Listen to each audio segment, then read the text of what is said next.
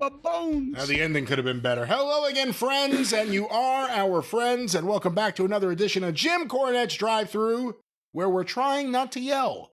I'm your host, the great Brian Last. We're going to have a lot of fun today, and somehow we'll get there with this man, the leader of the cult of Cornette, Mr. Jim Cornette.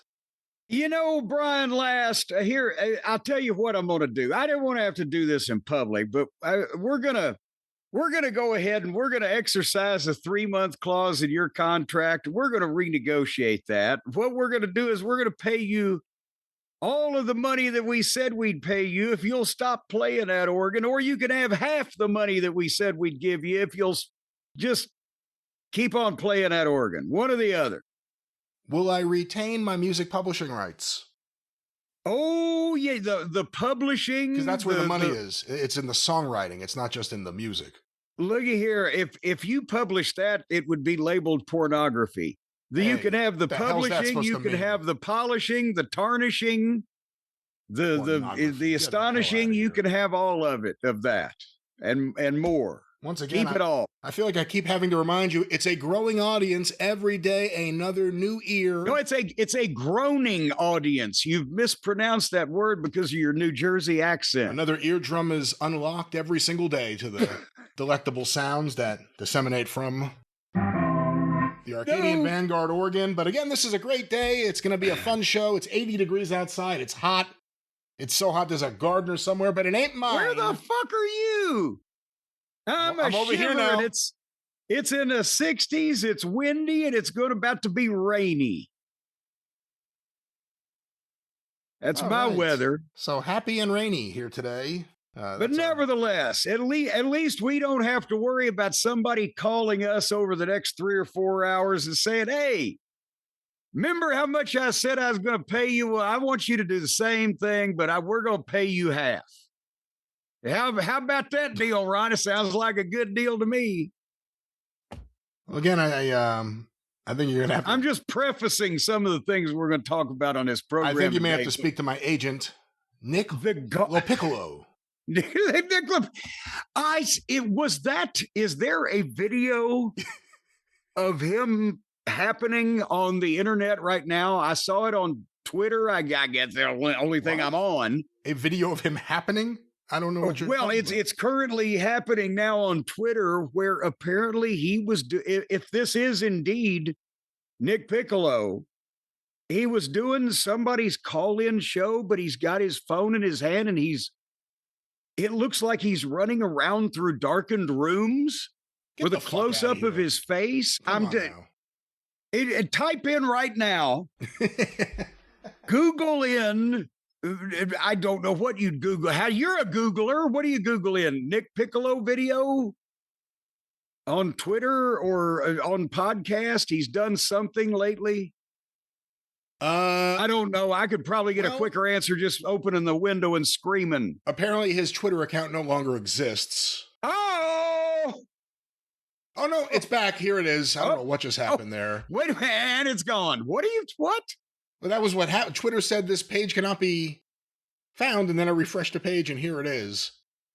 I see him posting a lot of things about the thing we talked about the other day, his tweet about the impending loss of television rights for AEW, if that made any sense. I'm not seeing anything here. Loss of television exposure potentially for AEW is what his story was. They're not going to take him after next year, and poor Tony'd be up shit creek without a paddle is what his story was. But we were at the time saying also that this gentleman is prone to go on some tangents and present them in somewhat of a bizarre fashion, even though he seems to, at one point in his life at least, have recognized people and known some things and what might be happening to cause him to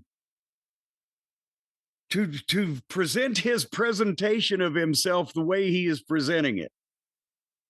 Speculation runs rampant, but have you found anything recent? I saw this. I have not found anything of him running around in the dark. I have not. I'm just telling you. I have no idea what you saw, but it sounds great. Well, it was like some guy interviewing this guy, but he's got this phone and he's just walking around, but it's really dark and you can't see what the fuck's going on, and it's very herky jerky. Somebody needs to. We need to get somebody on the Piccolo beat. Herky Jerky, of course, was the original team name for Hercules and Paul Roma. They went with power and glory. No, I kid. We'll see what more we can find out. Hey, Jim. Yes. Let me grab this real quick. We'll do this at the top. I had something else. Well, don't act like that on the air. Let me grab this. You know, do it quietly under the table like most podcasts. Excuse me while I whip this out. Jim, I have here something I was going to file away. I just got it. I'd seen this for years and I finally got it. It's a copy of the National Police Gazette, America's first pictorial, established 1845, 25 cents June. Not exactly sure what year, doesn't have it on here. Here are the 3 headline stories on the front page. Well, now, hold on now. Is this a really vintage piece? I mean, you're giving me 1845 to now to go on, but the Police Gazette was a historic publication that ran for obviously years and years, but was big in boxing and wrestling. And they even in the early days had Police Gazette belts for some of the champions. That's right. Well, this one I think. But you don't have any idea what year this is from, even the era. I have the idea of the era. I can open it up probably and find out the exact year. It's probably early. Well, 60s. Don't put yourself out. Oh my God, you're a pain in the ass today. Hold on. Let's open this. It's bagged. This artifact because of Jim Cornette. It's bagged, and he didn't want to fucking. Is it one of those resealable bags, or have you wasted 2 inches of Scotch tape? June 59. Okay, well, it's of recent vintage. To me, that's just like yesterday. I hate resealable bags. All my troubles were so far away. I hate resealable bags. I prefer Scotch tape. I prefer doing it myself. Why do you hate unless you're going to take them in and out like a goddamn... Yeah. I guess that's what you're going to do. All right. You just had me open this one. I mean, there's a great example. June of 59. Here are the 3 big stories. They got equal space on the cover. The first one's a wrestling one. The secret is out. Police Gazette unmasks wrestling's Zebra Kid. Oh! And there's a photo of him there with a zebra mask. Was it a mugshot? It is not. But next to that... I guess we should tell the kids that Police Gazette was not officially a mouth organ of the actual police department anywhere. It was like a sensationalistic crime and rough and tumble guy stuff publication, but it wasn't endorsed by like the National Police Department or anything. The second main story, inside story, how labor czar Jimmy Hoffa gets away with it. Makes you want to open it up and read and find out what that is. And finally, a story that... Wait a minute, 1959 to what was it, 70? How long did he get away with it until they got away with him? Like another 15 years or so. Another 15 years or so. And finally, Jim, the real lowdown, wild capers in Jane Mansfield's Pink Heaven.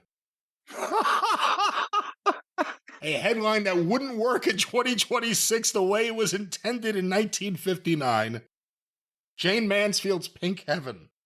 And of course, when you open the magazine, you find out that she has decorated her house in pink and pastels and etc. But they need to get you to open the cover first. That's right. That's right. They even have some pink in the article. Well, there we go. Inside. And now, what did George Bolus do to be exposed by Police Gazette? Like he was on the wanted list. He was on the run as a felon. This is by Louis Onslow. The Zebra Kid, wrestling's mystery man and the fiercest terror of the mat, glared at me through his striped mask and growled, "I'm going to take this mask off for the first time and let you know who I really am." The 292-pound, 5'11" powerhouse had come to the Police Gazette office wearing the famous black and white striped mask that has concealed his identity from wrestling fans for nearly 10 years.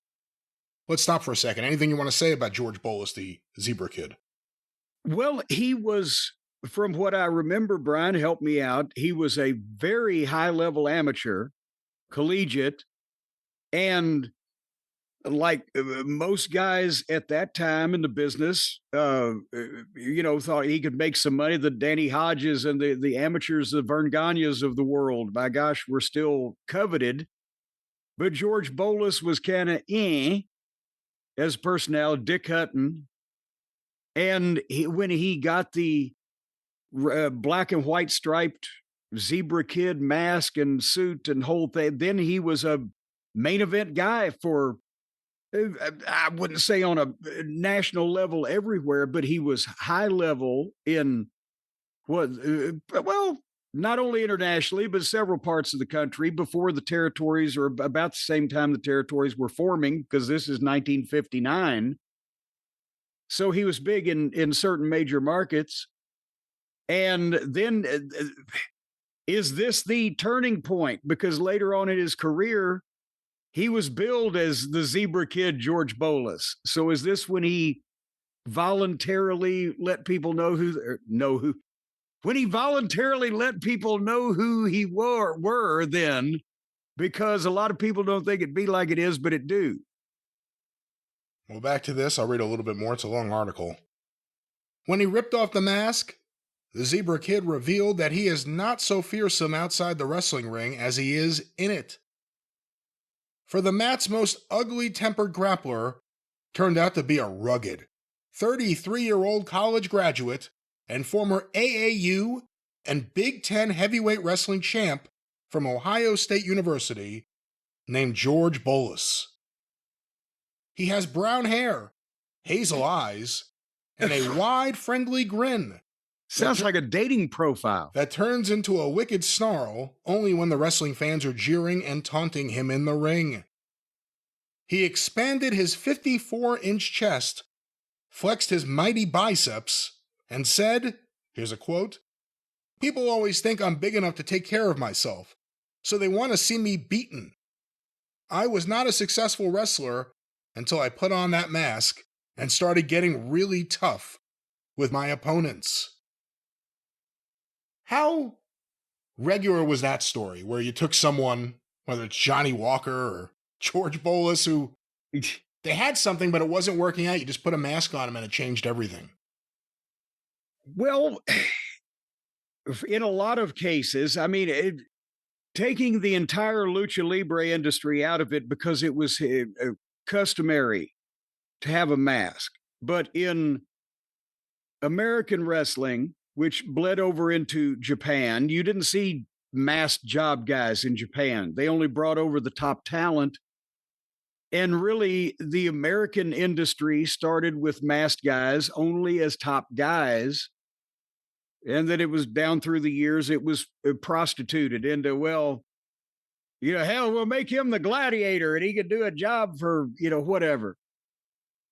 But in the 50s and 60s, the masked guys that made an impression were top guys that were used in that fashion and were pushed on TV. And that's why, whether it was the Destroyer, because again, look at Dick Beyer, you couldn't even call him ruggedly handsome, but especially when he was young, he didn't have a face that could match what his body could portray in the ring. But with that mask on, there was something else to hang your hat on, as JR would say. And, same thing with a lot of guys. With wrestling too, Johnny Walker, it was more because he had already been a star as Johnny Walker, but he got bald and he was old, but he looked older than he was. And so when people thought he had retired and you put the hood on Wrestling 2 and, the fired up promos and the fucking, his body could still do shit. So that it was a way of covering it up sometimes. And, then later on, tag teams and blah, blah, blah. And like I said, it got more common, but it goes back to the fucking Masked Marvel in the 19-teens, and the various, so we've talked about Pat Malone, the Green Shadow, who was, one of the many masked heels in the 40s, but they were always top guys. Well, back to this article. George, who was a college football star as well as an amateur wrestling champ, turned pro grappler in 1948. But he fought clean and didn't wear a mask, and nobody was interested in him. Quote, so I decided to toughen up my tactics. Then a friend gave me that mask, and I called myself the Zebra Kid. After that... Wait, in translation, a booker saw, here's this kid. He's got some experience, but he just looks too plain. We got to give him a gimmick, and the Zebra Kid, and suddenly he's in the main events. After that, I couldn't cope with all the bookings I got. The idea of calling himself Zebra came from the fact that George has a series of horizontal lines across his torso caused by the skin being drawn tightly over his massive frame. Oh. Even at school, kids said he looked like a zebra. Well, I found a way to cash in on it, grinned George, taking out a huge cigar and puffing contentedly. As the original Zebra Kid, George has wrestled all over the United States and in New Zealand. Wait a minute, that was a Pfeffer thing, right? He was an early Pfeffer creation, right? I think so, but I'm not certain. I swear to God, can you see Pfeffer sitting there in the dressing room going, oh, what the kid, he has the stretch marks. We call him the Zebra Kid. We put the mask on it and it'd make $1 million. It really is kind of astounding, the idea that they saw someone with excessive stretch marks. They're like, let's call him the Zebra Kid and give him a zebra mask and send him there. There you go. And until that's Jack Pfeffer. As the original Zebra Kid, George has wrestled all over the United States and in New Zealand, Australia, Canada, Mexico, the Hawaiian Islands, and Japan. Here's another quote. I had to tag on that word, original, because the Zebra Kid has been so successful that I have had at least 7 imitators. They wear similar masks, but actually, they are imposters as far as I'm concerned. And you know what? That was a thing also, is that if a guy did get over as a mask, sometimes it would be another guy trying to trade off on the guy's gimmick and a lower level territory or outlaw show here and there, whatever. Even Jerry Jarrett at one time, because he had a thing for the Mr. Wrestlings, he booked Mr. Wrestling 2 and Mr. Wrestling 1's feud, some of it in the Omni during the time he's working for Barnett. But he brought Dick Steinborn in as Mr. Wrestling, and he had the white mask and the white fucking outfit and the whole 9 yards years after Tim Woods had unmasked. And, you know, people knew it was Tim Woods, but with the mask on, Steinborn was really fucking good. You could really tell the difference. But the point is that a lot of times, again, guys would take that gimmick. He was talking about the imitators. And, you know, and it would be presented on a lower level, and the guy was just trying to rip it off. And the original masked guy would get pissed because that was diminishing his gimmick and his overness in towns he wasn't even working in and might want to work someday. So they got really protective of those gimmicks. Check out this story. Every bout, a wild brawl. This is clear to anyone who has watched George wrestle. He is no longer a gentle giant. He turns every bout into a wild brawl. Often he leaps out of the ring and threatens to take on the screaming, jeering spectators single-handed. There was one time, in Columbus, Ohio, in band camp, when the enraged fans took George at his word and tried to lynch him. He had just defeated Bearcat Wright and was making his way back to the dressing rooms when the 3,000 wild-eyed spectators decided they wanted George's blood and his mask. Here's a quote. I made a dash for the street, and the mob followed. They chased me for about 10 blocks, hurling rocks, pop bottles, chair legs, and anything else they could grab. I managed to leap into a cruising cab, but not before a rock had split my lip open. And the missiles continued to rain on the cab and other autos in the vicinity until we raced out of range. that cab driver probably saved George's life. But there was another cabbie whom George nearly frightened to death. Here's another story. It happened in Atlanta, Georgia. I always put my mask on before I go into the arena so that nobody will see my face. This time, I put it on while the cabbie was driving me into town. As we neared the arena, he turned around to say something. He took one look at the mask and let out a scream of terror. He slammed on the brakes, leapt out of the cab, and disappeared up the street in what looked to me like a record-breaking sprint. There I was, stuck in the middle of town in a driverless cab. I had to explain the situation to a cop, and finally we got it straightened out. I gave the frightened cabbie free tickets to the show, but if he came, I'm sure he only hoped to see me murdered. A couple of classic stories. You know, I might have to call some wrestler exaggeration on a bit of that, but it is an interesting story. You know, my favorite, I have it somewhere, and I own the rights to the magazine, actually. I should reprint it. In the Wrestling Exchange, I could be wrong. I think Gary Kamensak may have written it, and if not, it was Gary Mancuso. It was an article about Wild Bull Curry, and it described a riot in Montreal where the fans chased him out of the building, chased him down the street. He couldn't find anywhere to go, so he ran into someone's house. And they saw Wild Bull Curry show up, and they didn't know who he was, and this sweaty man in no clothes with the eyebrows and the faces there. They call the cops. The cops finally come and get him, and then the fans attack the cops and turn the cop car over. And just the craziest stuff. And you wonder, because it was Bull Curry in Montreal in those days, I might believe that, actually. It says here he was born in Akron, Ohio, and George lives today with his pretty wife, Kay, in a 56-foot, $3,000 trailer in Newcastle, Delaware. So like I said, there's a lot more here, but $3,000 bought you a lot of trailer back in those days. What else is in here? What makes Sarah Churchill run wild? Death is the payoff for 15 years. Wait a minute, who's Sarah? Was that Winston's wife? What? Who is Sarah Churchill? I don't know. I have no idea. Well, she's a wild one, though. Is she a case of a good little girl who never grew up? I thought she was one of those nymphomaniacs. I don't know who Sarah is. Who throws baseball's dirtiest pitch? Film mogul Sam Goldwyn says, moods make movie stars.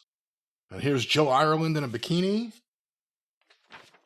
In 1959? 1959. Good heavens. The night Dempsey murdered Sharky. How to hook a minnow. Cash in on workouts. And now these are just more stories. Here are the boxing ratings. Do they have wrestling ratings? I don't think so. All right. Well, this has been the George Bolus update. Good to know George is doing well. Well, Jim, before we go on and talk about other people who may or may not be doing well, Cornette's Collectibles at JimCornette.com. If people like wrestling history, like what we just talked about, they can read more wrestling history for some of your fine publications. Well, they certainly can. Heroes and Friends is the book you need to read, the book you need to have, unless you're Kota Ibushi and you don't want me to force any thoughts into your brain. But otherwise, the T-shirts and the autographed photos and the fine quality merchandise all the way around, as well as the complete line of action figures of myself and the Midnight Express, available at JimCornette.com, where Hotchkiss Featherbottom is waiting to serve you, down on his knees, pleading, please give me something to do. That's the way he usually is. Hotchkiss Featherbottom is a man of many pleadings. So keep him busy at JimCornette.com. He has children now and a pet goat. Well, Jim, as we move on, and congratulations, Hotchkiss, JimCornette.com. But Jim, as we move on here, yes, I want to make mention of something that came out this week. Very sad news. Rebel from AEW, but also in TNA, and did various things in various places. But Rebel, who hasn't been around in a few years, we have heard that she had been battling an illness, and now it has come out that she has terminal ALS, Ugh. which is Lou Gehrig's disease, famously. Just want to send our best wishes to Rebel. She was, in my eyes, she may have been the highlight of the Britt Baker group in AEW. Well, for a yes, that was. Remember, we got mad when she was gone for a while. We said, where's Rebel? Where's Reba? Where's She's Reba? the best part of the whole deal. Where's Reba?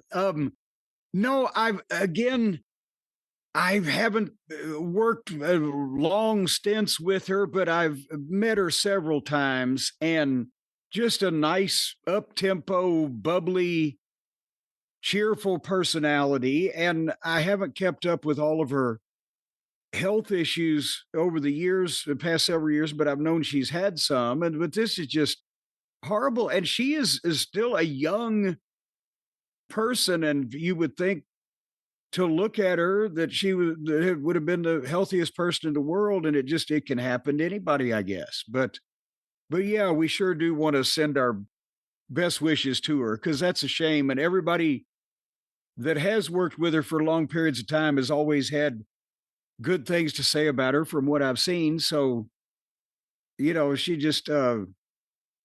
was a very bright, perky person. I hate to see this happen. To this day, one of the best comedy moments in AEW history, because it worked, was very early on when Britt Baker turned heel. They did a video showing her at her dentist's office, and Rebel was in the background, and that's when it was revealed that Britt Baker thought her name was Reba, and you see Britt Baker calling her Reba. And when it was first exposed, it was pretty funny. I was like, man, that's really good. So, yeah, very sad news. Very sad news. We send our very best to Rebel and hope everything is as good as it could be right now. Jim, on the topic of rosters, WWE has another few releases, and I don't know if we could say these are surprising. I think some of them may be surprising, but the word around with some of these is interesting. The New Day, Kofi Kingston and Xavier Woods, have agreed to, I believe it was a mutual decision, because WWE wanted to restructure their contracts, and they said no. They'd rather be released. And also, JC Mateo, a.k.a. Jeff Cobb, and Tonga Loa, a.k.a. the Botch Machine, have also been released, even though Solo seems to be a little bit more in focus the last few weeks than he's been in a while. What are your thoughts on... there's too many of them, first of all, because it got to the point where that the amount of which it kind of is something that we told Vince McMahon in 1996, and here it is 30 years later. The amount of Samoans on your roster is diminishing the specialness of the best Samoans on your roster. And the last thing, and I don't wish the guy ill, but the last thing that we're going to see of Tonga Loa was falling off the fucking announce desk. Oh. Well, again, Tonga Loa, I hate to say I understand it, but it's a law of diminishing returns, and we've seen what the returns are so far. Jeff Cobb was there less than a year. They saddled him with an awful name and just made him one of the guys there and never did anything with him, really.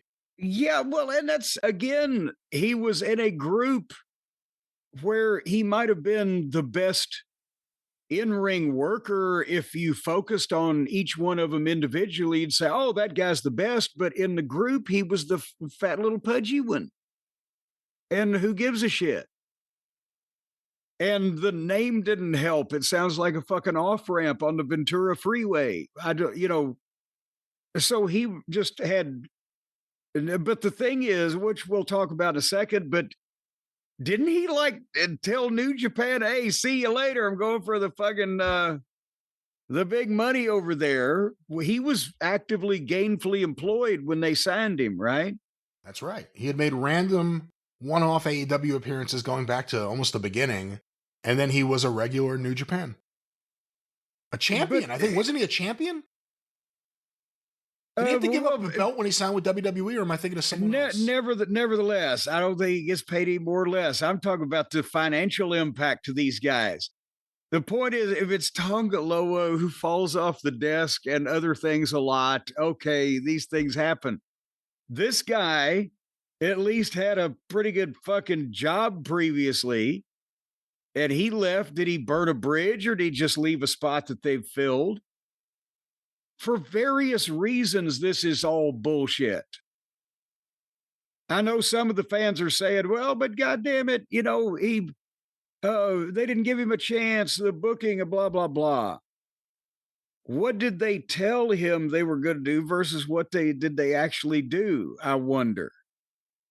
Or did they tell him anything, or did he just blindly say, oh, this is going to be great? A lot of things go into this.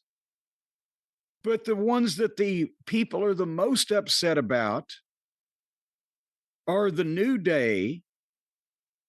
And they were making a ridiculous amount of money. I'm not saying more than I'm saying a ridiculous amount of money. I'm not saying it was more or less than they deserved, but they were making lots of money. But they'd also been there 20 and 15 years or whatever. At some point, when is this a goddamn pension plan? You can go in that direction. But the point is, these guys are going to start figuring out that they're signing these contracts to leave whatever it is that they're doing, if it's stable, to sign a 3-month contract. Because they've got 3-month clauses where they can decide, well, we're either going to change the deal or cut you. But it was like going to Nick Goulas, but Mr. Nick, it was for 3 years. Well, boy, it's not what you think, it's what we think. So how can anybody trust that they're signing anything more than a 3-month deal, really, with the WWE anymore in their new heartless corporate environment? I mean, Santos Escobar was a guy they bent over backwards to try to find a way to keep him from AEW. And then they just, like you said, what was it, 3 months later? When did he sign his new contract? Was it 3 months? Well, no, I think he's gotten close to a year out of it. They just didn't do anything with him. And then now that he's pissed the other guys off, they bought him, stuck him on the shelf so that they wouldn't have him across the street. And then he got hurt and then blah. Yeah, and by the way, I have a list here from the Hollywood Reporter. I don't know why it feels like a good time to bring this up. Top CEO pay in Hollywood. David Zaslav's the winner, $165 million. Last year he made $51.9. Number 2, Michael Cavanaugh of Comcast, $71.8 million. Last year, $28.3. Number 3 on the list, Ari Emanuel, TKO, $67.3 million, plus 272% over his salary last year of 18.1.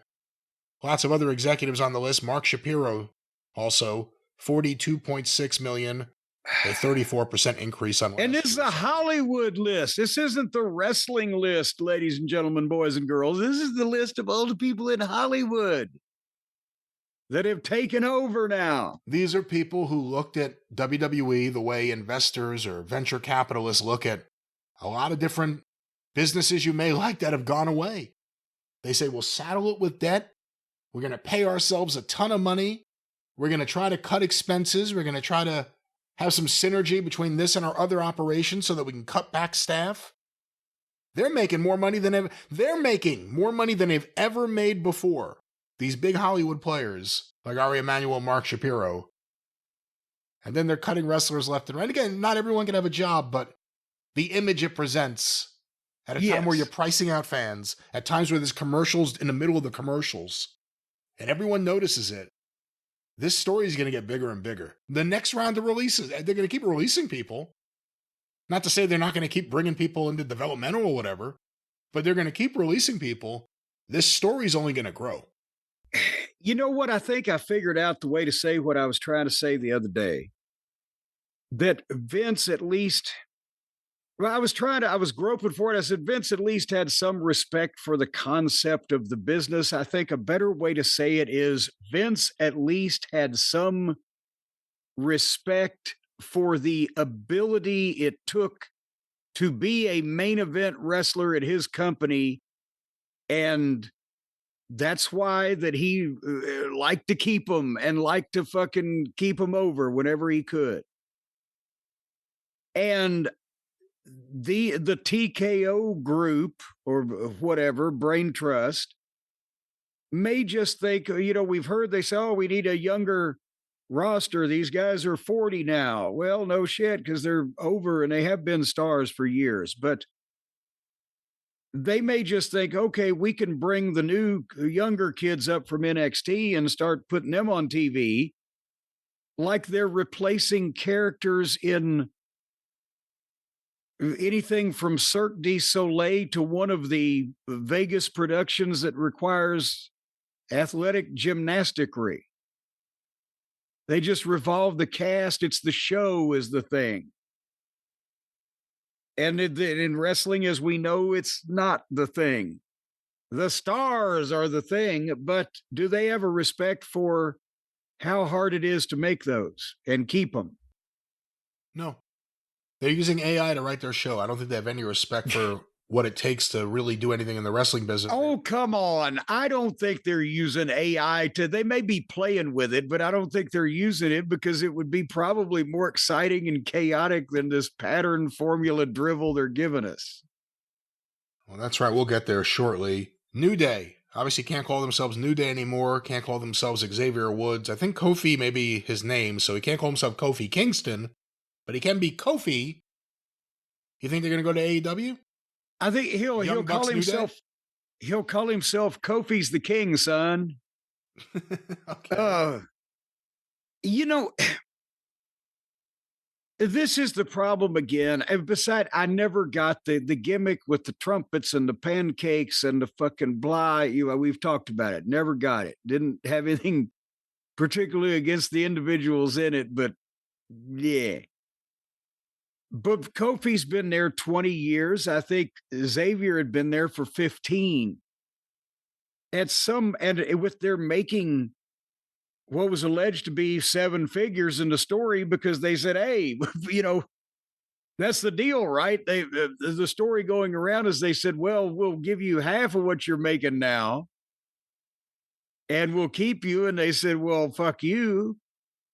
But they're making 7 figures. And when these guys are just looking at the roster like they are, even if you were an old time promoter, you would have had to do something with these guys unless they bought into the office by then.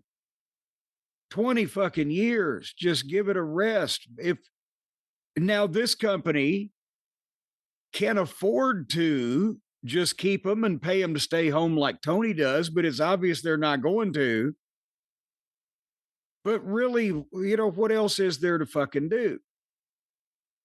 And that Tony will pay potential opponents of the Buckaroos, 7 figures. And we've said before they could sign the reanimated corpse of Luthez in AEW and it wouldn't impactfully move the numbers.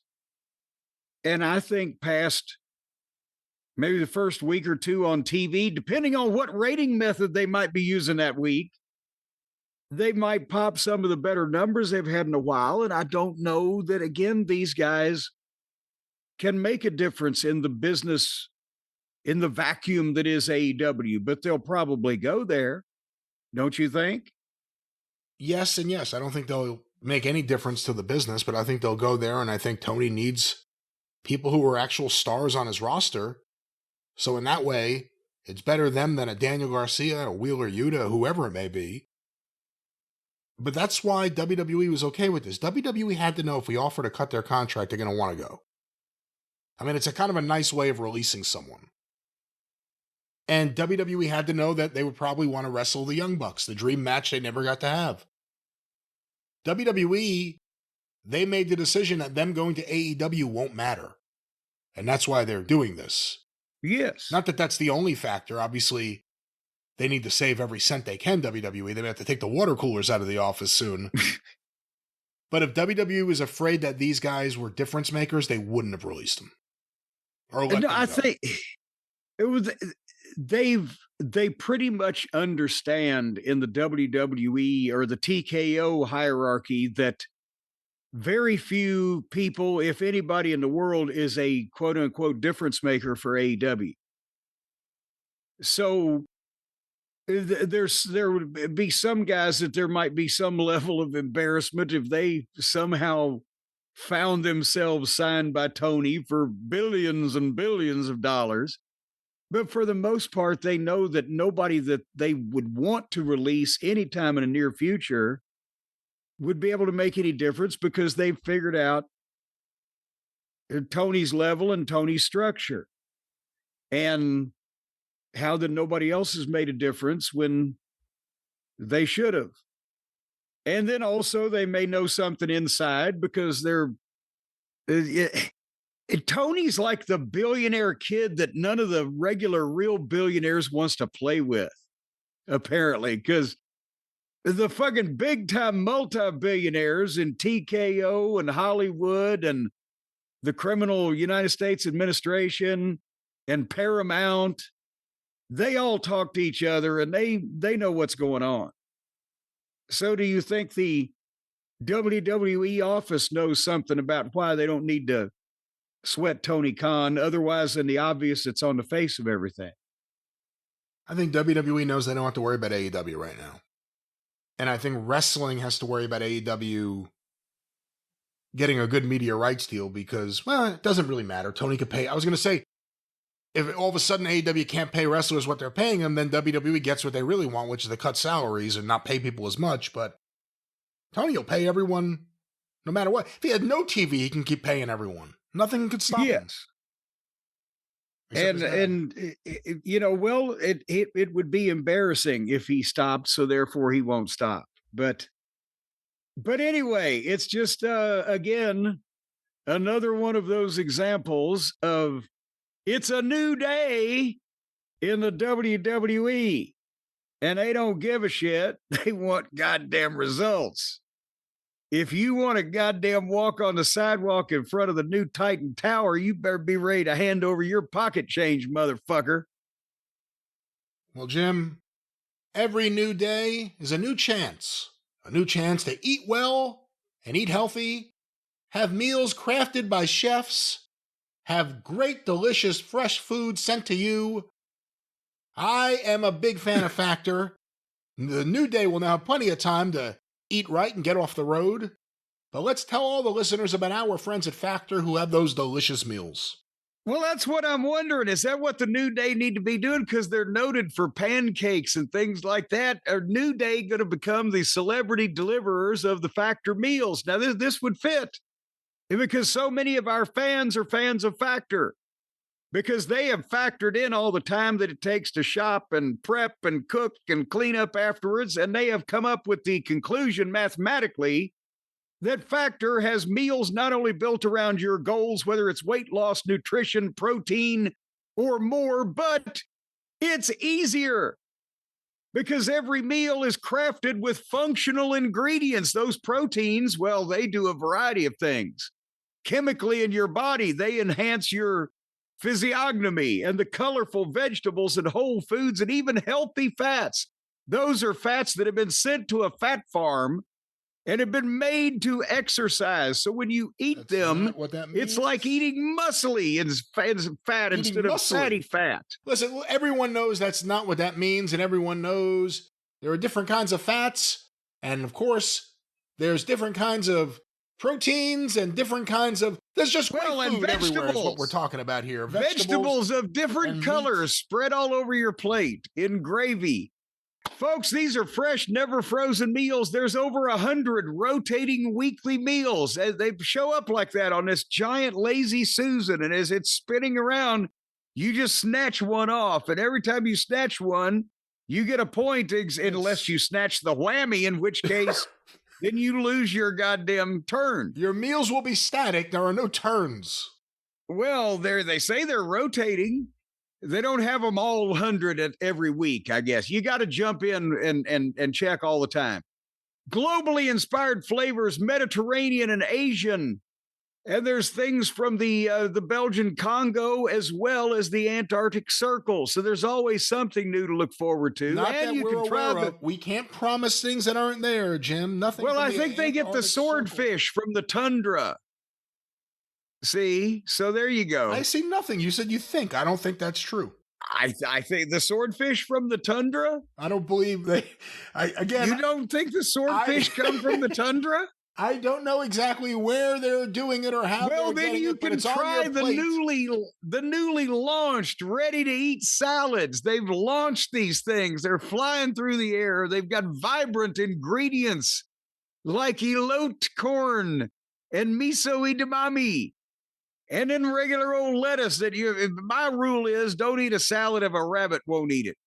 Plus 70 plus add-ons to round out your nutrition, from green juices to peanut butter energy bites. Boom, they just give you a boost of energy in every bite of those peanut butter things. And all these dinners that I'm talking about, these meals, these complete gourmet meals that come in a container, ready for you to just heat up, and they're ready in 2 minutes. Because they shop, they prep, they cook, they deliver to your door. They'll come and pick up the garbage also. If you just set a bag of garbage out with Factor on it, it'll be picked up in the 2 to 6 weeks. It will be picked up not by Factor. And why would it even take 2 to 6 weeks? Why wouldn't you put it out with your trash? Well, why would you wait 2 to 6 weeks? No, you put it out and it'll sit there for 2 to 6 weeks because Factor's busy sending all these meals to people. They don't have time to pick up garbage. My point is, why would you, even if they offered this ridiculous feature that they don't offer that you just promised, even if they did, why would you wait for them? Why wouldn't you just put it in your trash for the trash man? Well, it seems awful rude to the trash man. He didn't have any responsibility for this. This is something you did on your own. This is the most ridiculous. You should give it back to Factor. They provide the service, but that makes you no have sense. to wait for it because they're busy. I don't know about this, but right now, you can go to factormeals.com/JCE50 off and use that code JCE50 off, and you're going to get 50% off. And freely issued greens, free daily greens per box of food that you get with new subscriptions only while supplies last. I mean, they're yanking shit out of the yard to meet the demands right now. So the whole lawn's going to be bare pretty soon of all kinds of greenery. So hurry now, factormeals.com/JCE50 off. And use that code to get 50% off and free daily greens per box with new subscription only. And of course, when you go to factormeals.com, the website's going to give you many more details than I can right here, being as I'm just hitting the high points of the matter. Factormeals.com/JCE50 off. It's delicious. That's right. Factor, we love them. You will too. Factormeals.com/JCE50 off. Well, Jim, as we move forward here with the drive-thru, I think we have to factor in the idea that we have to talk about some modern wrestling and stuff that you have watched. And as we are recording, WWE Raw took place last night in between a sea of commercials. They tell you how many, too. One of eight ads playing right now. Like, geez, I guess I know I have time to leave the room. But let's talk about WWE Raw. You know, that is a handy little thing where they say, okay, this is number 3 of 8 commercials that we're going to, and they have the clock ticking down so you can rush out and evacuate your bowels and come back, not miss any more commercials or plugs or promotions or travelogues or drone shots or scripted banter between people in sketchy costumes. And by the way, if I'm a sponsor, I'm saying I don't want to be ad 2 through 7. Well, yeah, because that's, you're pretty much telling. It used to be the commercials just hit you out of nowhere. No, Brian, even me as an experienced TV watcher back in the day, back before Reagan's deregulation, I still knew that I had 2 minutes. And I had the race to the bathroom or the race to the refrigerator. I had it down, baby. Speaking of racing and having things down, remember you said AI was starting to help contribute to these storylines. You would have to think that all the different AI conglomerations would make the show different. most of the time. It's the same people doing the same kind of shit the same way. And we've laughed about the opening promo, and now they play the music, and but everything's on cue. But also the open challenges everywhere, and the attacks with you can tell how good the pull apart's going to be by whether they just send the referees or whether they send the referees and the agents. And if Pierce is out there, it's the top guys. And it's just matches amongst mid-card people that they've made with whatever there's no purpose given to the matchmaking to the fan. Remember back in the old days, if you had any kind of important match on television, they'd kind of tell you why they put it together. Because it was demanded by or needed by or wanted by or whatever. But now, here these guys are just going to yell at each other until we... A lot of similarities, Brian. Do you get my meaning? Every show feels like it's the same thing. Someone starts with a promo, another person comes out, they almost go at it, and then all of a sudden Pierce is on the microphone in the back before he comes out, setting up a match for later. Promos up the gazoo, the matches with the people I really don't care about right now, in a lot of cases. Open challenges everywhere. It's not good TV. Their defense is, look at the business we do. Look at how much money we make and how many tickets we sell and worldwide the business we do. And it's a great argument. My argument would be, imagine what it would be if the shit was good. Exactly. Imagine how much bigger it would be if right now you had to watch that show and had to see what was happening. Right now, you have to see a recap the next day. You're not going to miss anything. And Raw and SmackDown have both been on this slide for a little while. Started before WrestleMania. It's not just a post-WrestleMania thing. There are highlights. There are things that are okay that would fill up maybe, 25 minutes, 30 minutes of a show? And then there's a whole lot of nothing. Or a whole lot of I don't care. And then there's a whole lot of commercials. And then it just ends whenever they want. Did I answer your question? Well, there was a question somewhere. Well, it doesn't. I think everybody's got to point by this point that, Jesus Christ. Only WWE would have the most boring AI. Like, I know people use AI and they get crazy shit. They make little crazy videos. They get crazy photos. It's scary. It's the end of society and humanity all in one. WWE has the most boring one. Make another open challenge. Have a tournament for a belt. Have general manager come out and stop them and make match.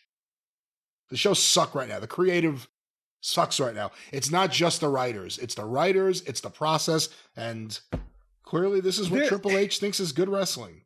There used to be, in any hot period, whether it was the Attitude Era or any territory, a sense of urgency in the angles or in the matches at the main event guys or in the fans' eyes that, oh my gosh, it takes so long for anybody to do things, and or you get, as we opened the show with here on May the 4th, be with you.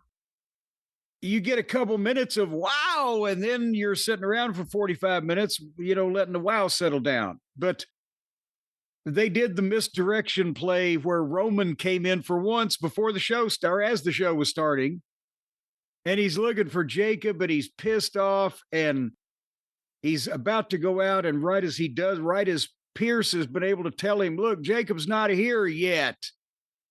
Then there's Seth, and Seth says, you're in my way. See, kind of, the double meaning there, Brian. You're in my way.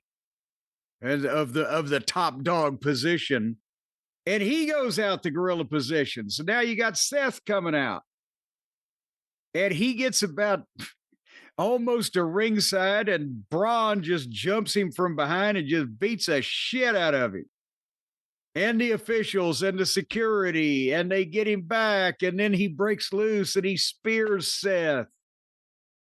And then the dastardly heel has speared Seth Rollins, a sympathetic babyface who's just come back from injury. And the fans begin chanting, "One more time, one more time." Because at least they're seeing something. Because if they're regular viewers of the program, they might know already they got a long slog ahead of them.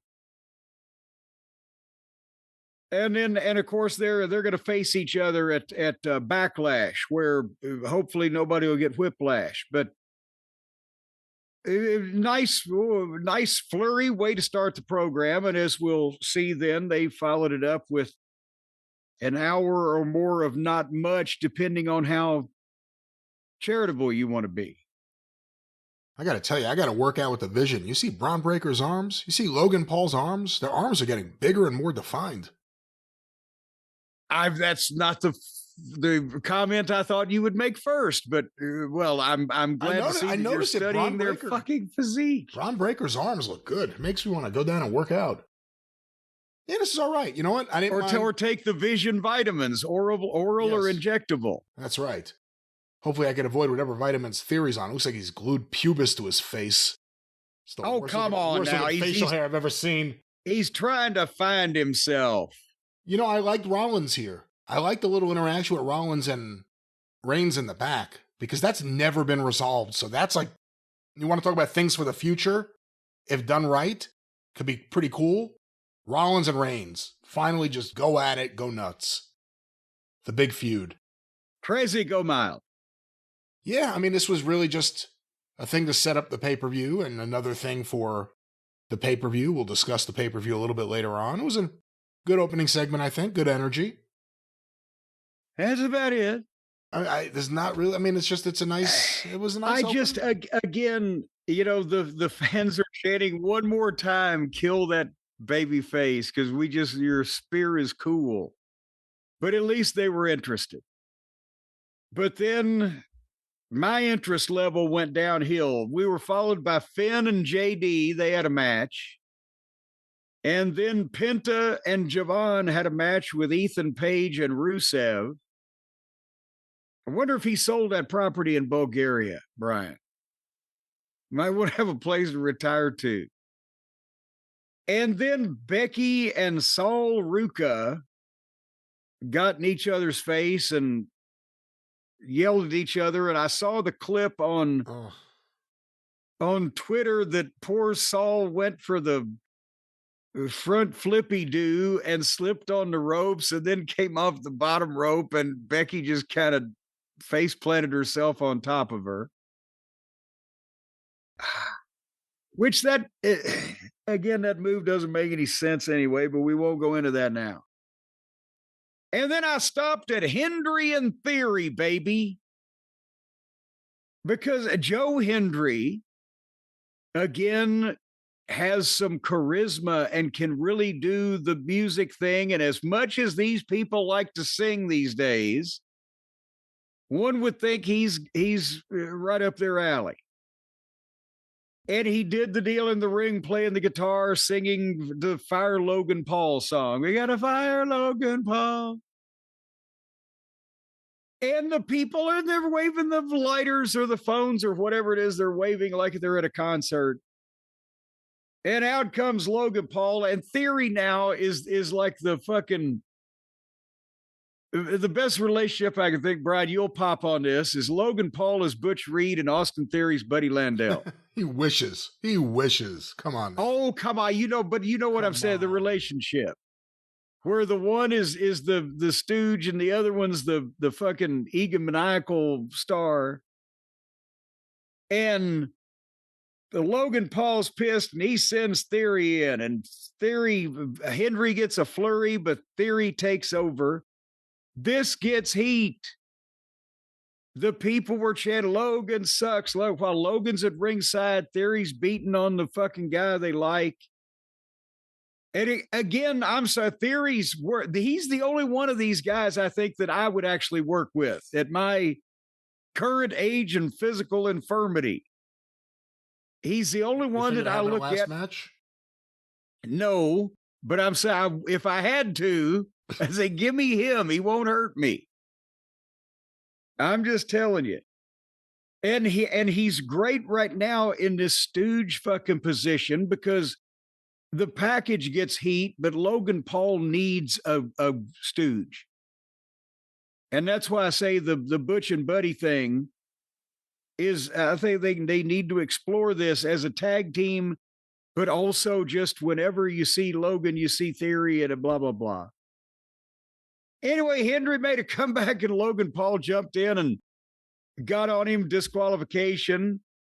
And then Hendry fought back, but Theory came back and they got double heat. And then the Street Profits made the save again. I'm like, because I don't give a shit about them. But Braun came back and destroyed the fucking Street Profits, launched one of them into the orbit of, I don't know whether he took the bump or he was given the bump. But then Seth came out and got all over Braun and cleared the heels out, and Montez Ford came in and dove over Seth onto everybody else, but that distracted Seth, and Braun speared Seth and left him laying. So again, we got the 3 really exciting minutes at the start, and then we waited about an hour and a half, whatever it was, and then we get 2 more exciting minutes with the same fucking guys. At least we know they're mad at each other before the pay-per-view, Brian. Yep. There's not much I could add to that. The Montez Ford bump from what was it actually? What did he take? I think he kind of just belly to bellied him and just launched him over the top to the floor, but in a wild way. It looked great. He got height. I've never seen anyone like their feet up in the air that high taking that. It looked incredible. And that was another segment over. If it was back on real television instead of goddamn Netflix, we could slow-mo these things and determine how badly anybody was injured. But anyway, then we go back to the open challenge that Oba's got, and Oba's over Oba. And the people love him. But I said this last week on the program, what sense does it make for him to have an open challenge when he's the one that should be doing the challenging? I know they want to give him wins every week and get him over as they should. Just why does it have to be framed this way, especially since somebody else is doing it on the other show, aren't they? I think it's Tiffany Stratton or someone, one of the women was doing an open challenge on SmackDown this past week. Yeah, but that's what I'm saying is Oba, they should be telling a story at Oba's challenging Roman Reigns, Oba's challenging Cody Rhodes, Oba's challenging all the top guys. And they can also tell the story that the baby faces can have plausible deniability. Hey, as soon as I get finished with this motherfucker I'm trying to get even with, I'll be more than happy. And the heels can fucking beg off for what he's not ready. And then you book him every week just because he's a wrestler and you can book him. And then you look at the unlucky son of a bitches that have to be forced into the ring with him every week. That because they are booked by the goddamn wrestling commissioner to goddamn face him instead of some dipshit says, well, I'll get my way to fame and stardom by fighting this fucking guy. What kind of idiot am I? And then they send out Otis and Tozawa, who are allegedly baby faces because of their comedy and ribald stories. I don't know how the fuck they got over. And I'll tell you one thing. If I was the New Day or even Tonga Loa and I got cut before Tozawa, I'd be a mad son of a bitch. But anyway, Tozawa acts like he and model girls with him. So they're babyface jobbers. It makes no sense. And Tozawa does the comedy where it's like he's going to accept the challenge, and he gets scared and Otis gets in. And yes, Oba beat him in 2 minutes or whatever after a shoulder tackle, and Oba tossed him and put him up on the turnbuckle after doing some physical comedy like, oh, how should I approach this giant person to lift him up? And powerbombed him. 1, 2, 3. Just book the fucking match. The open challenge thing makes it ridiculous and nonsensical. And don't put him against baby faces or comedy figures, because then he's drawn into their world and you want to keep him apart from that. He doesn't associate in those goddamn slovenly areas of the business. He's a main event fucking guy. Have him beat people and be serious about it. Have I lectured too long, Brian? Andre the Giant didn't do an open challenge. And everybody was forced into the fucking ring with him. It's the same principle. Yep. Yes, it is. Yes, it is the same principle. Yes. And thankfully, and that's sometimes the announcer would even say that the only reason whoever would agree is he's got 2 other partners to take on this giant or whatever. But anyway, and then they had a lot of Americanos. They had a 6-man Americanos match where the people who are really Americanos wrestled other guys who I think was the Creed brothers, who were pretending to be Americanos, and it was just swell. I will gladly watch the mask versus mask match. I'm looking forward to it, actually. I do not want to watch anything they do on Raw. Yeah. And then speaking of Raw, we were 2 hours into the program, and I guess the AI machine blew a fuse or whatever, because they were just ready to go ahead and go home. That was all they had for this week. And Roman Reigns' entrance begins. And then they go to a break for 2.5 minutes, helpfully counted down on the screen.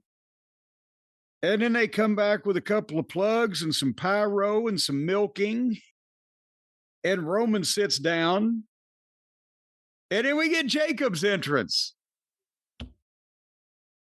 And he comes out, he's got his lighting and his music, and he gets in after 7 minutes after the Roman's entrance started. Adam Pearce spoke one sentence and the fans started singing. And then Roman asked to be acknowledged, and then they chanted OTC. And it was past 8 minutes after he started walking to the ring before this goddamn thing actually got started, Brian. Am I being too critical here? I mean, I could have gone and taken a healthy shit, dropped a fudge monkey off at his cage, fired off a chocolate rocket. I don't know why these are the examples you chose to use here, but it takes a while. And it's on a show where everything else takes a while. It's one thing if Roman had the only slow entrance, but there's lots of guys who do. And it takes forever. And this was the main event. You're looking at the lineup here. It's like they're using less people on Raw too. And they go right to the main event. I was surprised because it was early. Figured they may do a big long angle, but no, they just kind of did their own thing. Well, by the time they started talking, and I think this thing is just being forced and rushed.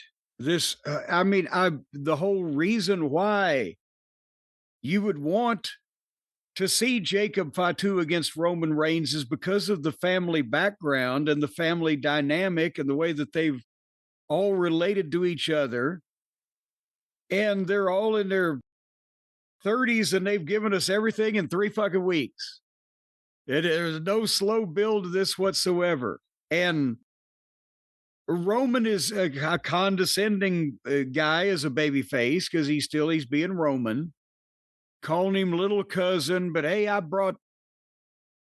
watched you from afar. I brought Solo here, and Solo brought you here, so I brought you here, and you need to respect me. And how dare you use the Tongan death grip on me? Now, this I liked. You save that for an 8-on-1 bar fight at 3:00 in the morning. You don't use that on family. They're really trying to get the Tongan death grip over. But then Jacob's thing is I'm desperate and I've got no other choice but to take you out. So then I'm going to squeeze out every dollar that I can from this, just like this company does. I'm like, what the fuck? But the fans, I mean, you heard that, right? I did. It's a bizarre line to say. Yeah. Well, he said it, but I don't know. The fans are not wanting to boo Jacob Fatu because they like him. And by the end of this thing, they're chanting for him because they want to chant for him. But they can't really rousingly pop behind his material here because it's greedy Jacob. They don't really know whether they're wholeheartedly behind greedy Jacob. Does that make sense? Isn't it, this whole thing has just come up? No, give me all the fucking money. I don't care what the fuck I do. Is this what they think they're giving him an edge suddenly because they cleaned him up too much? But it's they poorly booked him. You saw the potential when he got there. Just focusing on when he got there, not anything even before then. For like a, you don't want to say Jimmy Snuka because that worked out better than you could have hoped for in terms of how fans took to him. But that kind of thing where he's a wild man, he's doing cool shit, they're going to have to cheer him. Yeah. Then you do something. They put him in the long thing with Solo and his group. Now they have him just repeating the same line over and over again. All brake, no gas. No, all gas, no brake. Excuse me. I was thinking of Raw, not the wrestler. All brake, no gas. All gas, no brake. He yells out his catchphrase. It doesn't seem like a lot of people are yelling it with him, and that's why he's doing it. Because they weren't clamoring for him as a baby. Like, they botched it. And then the Drew feud... Well, then you started to say it. The Drew feud didn't really click, and they tried everything. They had him on top of a cop car. And they go right into the Roman thing, and... But you started to say it there. They didn't want him as a babyface. They wanted him, they liked him doing what he was doing. And if you just Austined him down the middle until do a slow build type of thing with a top guy like Roman, whatever, that would have, but now he's been clean Jacob. Now he's greedy Jacob. And they still want to cheer him, but they don't want to cheer a lot of the things that he's saying in here. And so Roman signed the contract and said, you worried about 7 kids. I'm worried about 170 because the whole roster depends on him. This is all mine. We're equal as family. We're the same blood, but in this ring, you're beneath me. And then Jacob Tongan death gripped him again. But this time Roman slipped it and fought back, and they struggled over the grip.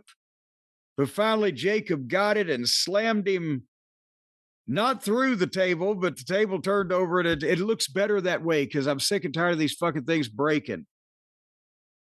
And he signed the contract, and they chanted for Fatu. That highlight of this 2-hour and 15-minute program could have probably been done in, I'd say, 7 to 10 minutes back in the old days. But they might give it a few extra minutes for entrances today. Yeah, I think you said it best, Dave. This all feels rushed.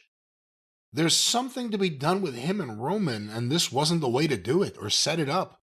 You're not getting the reactions that I think they want or should want. The fans have been almost muted at times. Either they don't want to see Jacob Fatu behave like this or talk like this or go against Roman, because Roman is the heel that became a babyface because they liked him as a heel. They didn't like him as a babyface. That didn't work. They like Roman as a heel. Jacob is the babyface that became a babyface because they liked him as a heel, but now they ain't liking him as a babyface. Yeah, I don't know. That was WWE Raw. Any closing thoughts on that last segment?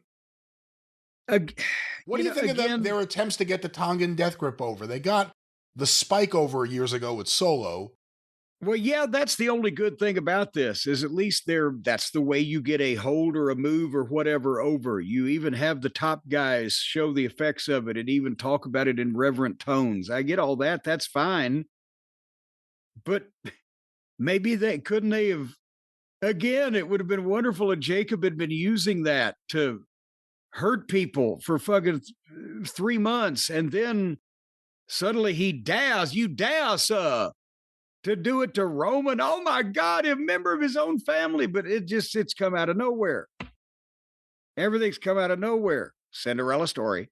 Well, and also the event is like tomorrow. You know what I mean? Like it's just, they're going right to the match.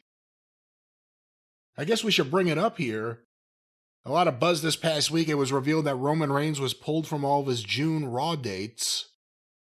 Well, come to find out, apparently that was a clerical error that they released that he was going to be on those dates to begin with, and it was wrong, and they corrected it. And then I believe Dave Meltzer reported, I could be wrong, but I believe that's who I saw this attributed to, that Roman wasn't working Night of Champions in Saudi Arabia. So he wasn't going to be on the shows building up to that, which makes you question, is there going to be a different champion for that show? But we'll see what happens. Well, but hold on now.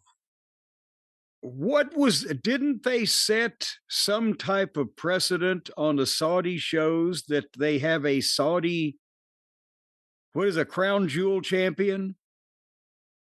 That's right. Oh, I guess that's not this. Night of Champions isn't that. I'm thinking of Crown Jewel where the two champions wrestle each other. You're right. You're right. Well, there's so many champions. I don't even know what I was right about. I was just going to ask, isn't it mandatory that he come to that if he's a champion? Well, we shall see. I don't know if I was a WWE wrestler. But that ain't the night.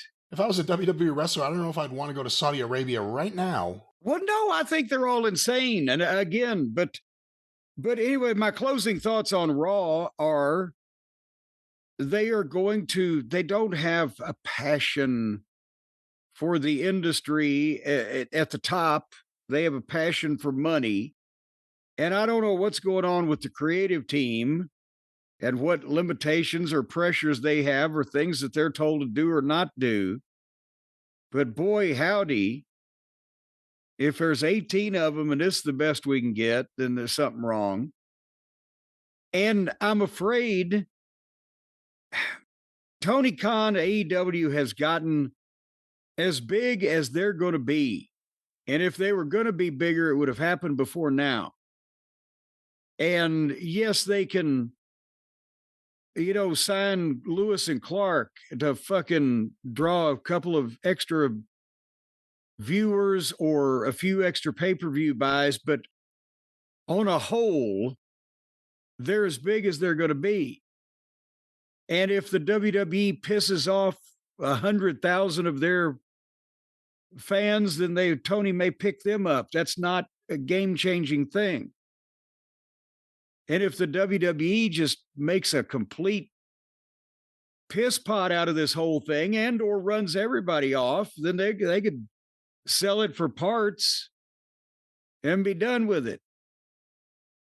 And then where will we be? So that's why I've been incensed at Tony Khan for the last 7 years for botching the only legitimate chance that anybody was going to have at something else besides the WWE if the WWE gets tired of doing this. And there you have it. Yeah, by the way, at some point someone needs to do the math, but since you stopped watching AEW and a lot of fans stopped watching because they only watched to hear or see what you were going to talk about, they just had their lowest Dynamite rating since they readjusted the ratings, and it's gone downhill all 4 weeks since you stopped. Well, but they've readjusted the ratings 3 times now. Blow me on your fucking ratings, Nielsen, pal. And nobody can believe anything they say anymore. Well, here, just readjust it again. And instantly it's a completely different set of data. And then somebody else complain, well, readjust that back. And you're just making this shit up out of your ass. Fucking scam artists. Well, Jim, that was wrong. Yes. We didn't have a lot of energy until you started going off on the Nielsen people. asking them to blow you. But Jim, or they can just kiss my ass if they don't want to get too intimate. That may just be a symptom that you are too tired, that you need to stop and you need to go lay down and get a good night's sleep or take a really healthy nap on a wonderful Helix sleep mattress. I thought you were going to say take a really healthy shit. I wouldn't want to do that on a Helix mattress. Although you can, folks. I've seen that they're easier to clean. Let's not go down this road. They are easier to clean than the normal mattress. Now they have some kind of coating on them. You can wipe things right up. You can a variety of things you can just wipe off. Go to the toilet. Well, hold on. I'll be right back. I'm going. No, hold on, folks. Are you right now in the process of the spring cleaning, even though it's going on summer? Maybe it's taking you a while. Maybe you're running behind. The old mattress that you've got in your home right now is just a bag of pollutants. Horrible, disgusting, microscopic dust mites and things with pinchers and eyeballs that look like a Roger Corman film that will render you in the middle of the night, limb from limb, ripping your flesh from its bones. A little bitty piece at a time. So you can't even tell it, but over a period of time, where do you think all that loose skin comes from on your sheets? Huh? It's the mites. Well, you want to get rid of all that stuff. So a Helix mattress is going to make it a lot cleaner, Brian. So you won't have those microscopic prehistoric organisms constantly chewing on the very flesh that's on your bones. And as well, you might be more comfortable too, because after all, the Helix mattress has a variety of options where you can sleep firm or sleep hard or sleep on your back or sleep on your front. Or now they've got the brand new where you don't have to sleep at all. It's a desk mattress where you just slide it right up next to your desk and you can lay there. This is ridiculous. And do your work and you take it to the office with you. They don't have a desk mattress. They don't have a Bela Lugosi mattress or any of the other ones that you've heard about only here on this show. But you can go to their website and check out wonderful fine mattresses, the kind that we have here in my house and Jim has in his house. Yes. Loved by us and our families. You can have in your house or a storage unit. If you'd like to just get a storage unit, it's cheaper than apartment rent, and just run an extension cord from the nearest outdoor outlet at like a Hardee's or whatever, for example, and put a Helix mattress in here. And it's a wonderful place to get away with the girlfriend whenever the wife's at home. And storage facility? Yes, well, it's just the right size for a Helix mattress. You crank that, and there's no windows, but you can bring a portable fan. But anyway, folks, 82% of those involved in a study that was run saw an increase in their deep sleep cycle while sleeping on a Helix mattress. As a matter of fact, a lot of people have overlooked that the Police Gazette reported that the last place that Jimmy Hoffa was seen was on a Helix mattress. No, they didn't. No, he wasn't. It wasn't there. He could wake up any day and go, what the fuck? Has people been looking for me? That's how comfortable he was on that Helix mattress, ladies and gentlemen. And you can be too. If there are people looking for you and you want comfort, just lay down and stay there. They'll never pull the sheets up over your head. They'll never find you. And free shipping. There you got that going for you. Yes, you do. And if you modify these Helix mattresses slightly with a zipper, you can just crawl right in the middle of the thing and zip it up around you. No, you and can't. Nobody's going to know you're there. Let's not do that. Great for Halloween too, or for eavesdroppers. It's awful. It's awful for those things. Listen, that's not good for eavesdroppers living in your mattress. Right now, go to Helix Sleep. .com HELIX sleep.com/JCE, because here's the big news: 27% off site-wide in the month of May for the listeners of our program. Great deal. With that code JCE, that's the most you're ever going to almost get off anything. A third practically. 27 to 33, that's only 6%. You divide that by 2 and you're 100% sure of getting a good deal at helixsleep.com/JCE. where with that code you get 27% off the various things and items on the entire site with the 120-night sleep trial, the limited lifetime warranty, all that good stuff. It's all included there. Once again, wonderful mattresses to sleep on top of. We sleep on top of them here in this house, and they do at Castle Cornette, and you can in yours. And you can sleep on top of them too. Once again, helixsleep.com/JCE. 27% off site-wide. That's an amazing code, and you heard it by eavesdropping here. Jim, as we move on here, why don't we preview WWE Backlash, May 9th, this coming weekend as we are recording from Tampa, Florida, at the Benchmark International Arena. The Benchmark International Arena. What, is there a famous company named Benchmark? There must be. Obviously. Good Lord, the names they come up with these days. Who's naming these arenas? The people that give the NXT guys and girls their names? The people who pay for it. That's the issue. Well, anyway, so 3 weeks after a 2-night WrestleMania that was possibly the subject, let's say, of mixed reviews, they're going to come back and give us one night of what? That's a great question, Jim. Here are the matches announced. 5 big matches for this pay-per-view event or pre-event event. 5. God damn, they're going to go broke. How can they pay these people? Seth Rollins versus Braun Breaker with Paul Heyman. I mean, it's going to be a technically excellent match, I would think. Braun is the future. Seth can do his thing athletically. Paul will hopefully prevent him from doing anything fucking crazy. But I guess this is the natural thing to have wanted to see at WrestleMania. And does it now seem like it's more anticlimactic than it would have been? But now we hear that Braun was cleared, but they wanted to save it. But good Lordy, wouldn't that have been a bigger profile to start this thing out at? Yeah, the Rollins-Gunther thing went completely away. No one's even talking about it or thinking about it. Who goes over? Who do you think has to go over here? Well, it depends on whether hopefully they're going to, this is not just the one match they have and then it's over. Braun turned on the leader of the group as the young, hungry lion and fucking hurt Seth, and Seth's coming back to get even. Under normal circumstances, if they're both over at the same level, you'd probably want Seth to win the match and Braun to get some heat afterwards of some description.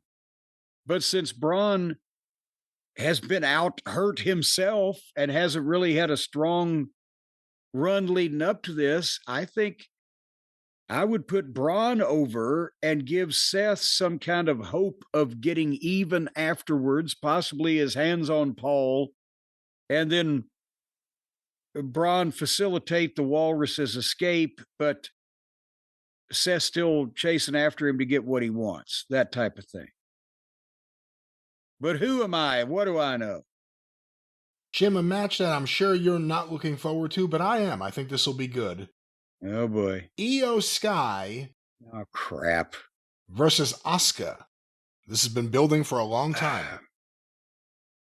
Much like the expulsion of excrement that has been building for a long time in Io's fucking constipation face. Why did you... And when they grimace and groan at each other and wildly gesticulate and then fucking scream at each other all the time. And, ooh, I can't poop. I can't poop.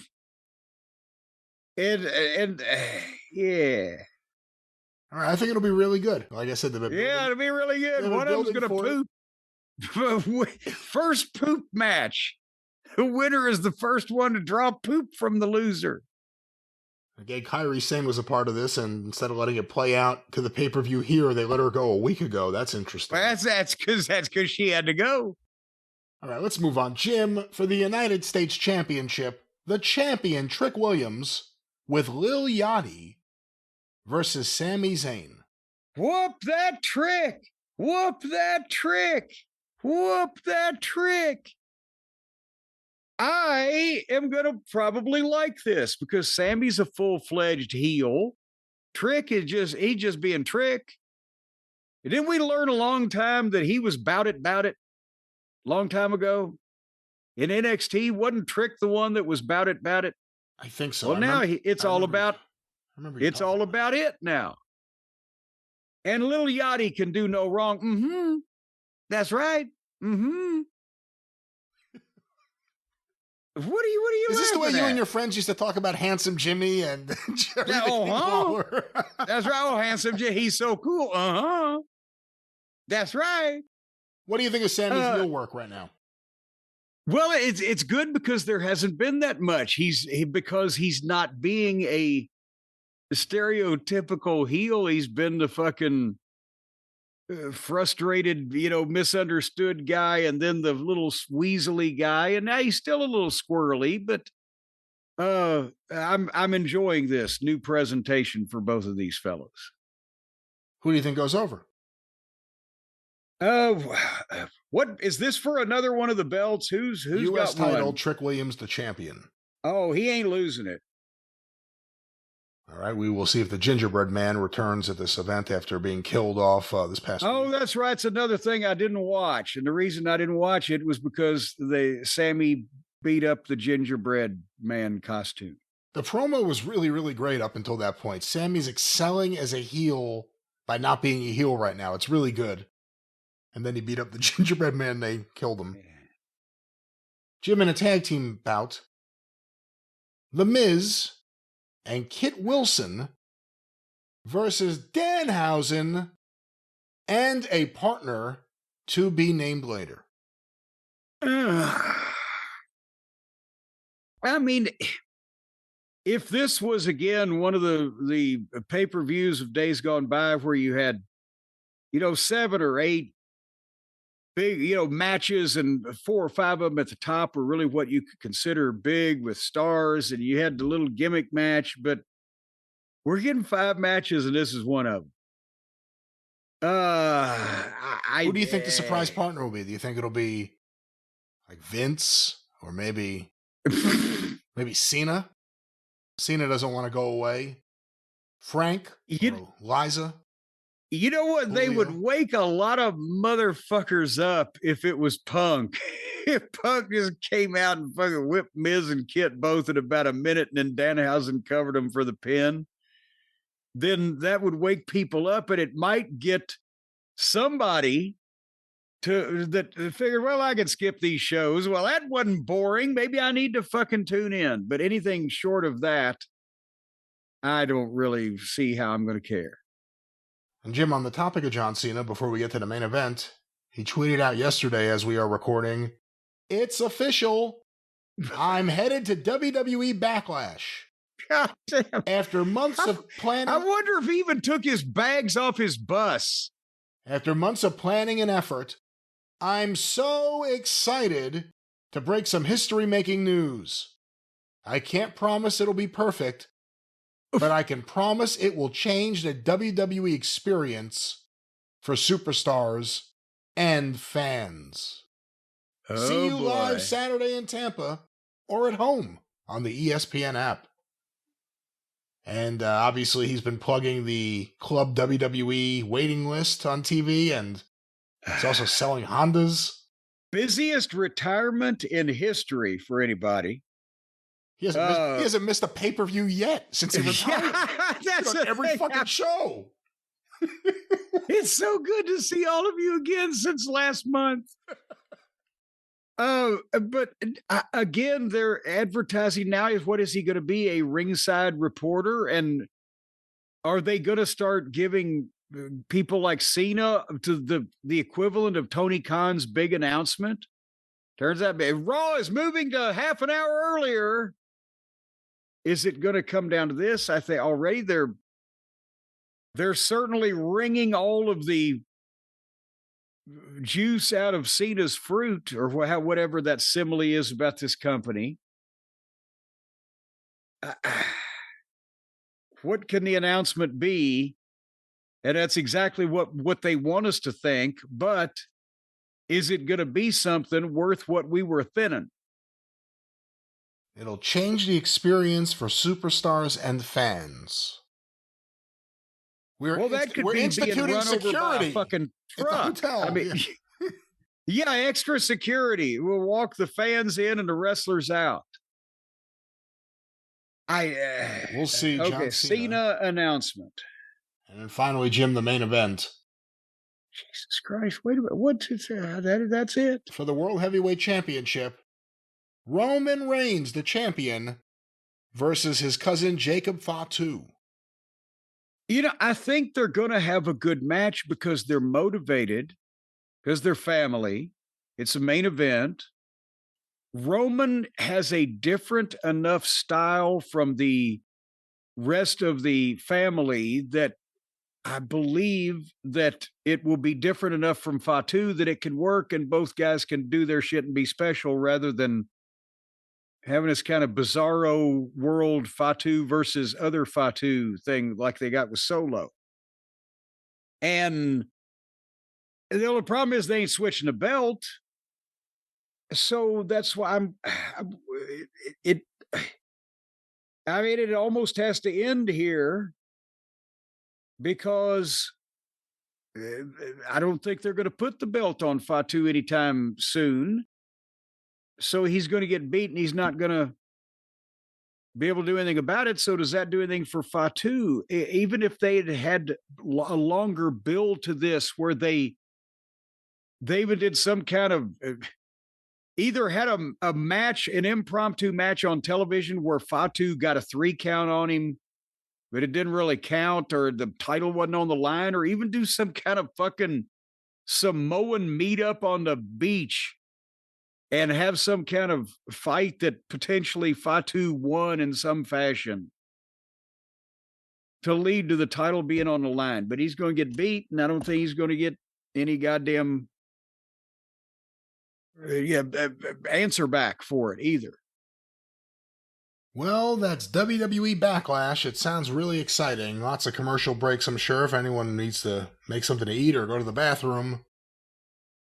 Coming this weekend as we are recording.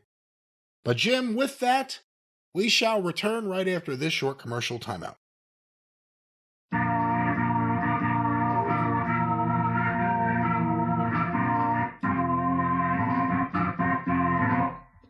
All right, we're back with more action. Jim, let's talk about some retro wrestling figures. They're piled up here on my desk. These are some of the latest and greatest independent toy efforts in creating the classic wrestling toy look, mostly Hasbro, but we'll start right now with one, I guess you could say is LJN style, from Latuni and their Wrestling Toonstar series. It is Andre the Giant in the look of 1980s Hulk Hogan Rockin' Wrestling, the cartoon. That version of Andre the Giant in LJN form from Latuni. This is pretty cool. I have to say, it looks great. Apparently the next in the line is the Macho Man and Ric Flair. What they would look like if they were on Hulk Hogan's Rockin' Wrestling. What do you think of that? Taking wrestlers from that time period and associating them with the animation style of Hulk Hogan's Rockin' Wrestling. Well, yeah, that's a collector's dream, right? Because they obviously were somewhat stylized in the cartoon series. And so if you make a figure that looks like the actual person, it might not necessarily look like they looked in the series. But now if you get the various people that were in the series and looked like they were in the series, well, then you'd have a series of those, wouldn't you? It's a heck of an idea. I got to give Latuni credit. These are really cool. They look great. Check him out today. I think he also has BringHomeAllTheAction.com as one of his websites. Andre the Giant. Jim, let's talk For Andre, it should have been BringHomeAllTheBeer.com. Jim, let's talk tag teams. Let's talk tag teams. Let's talk those tag teams. I have a set here. One of the most underrated tag teams of the 1980s. I don't believe you guys ever worked with them.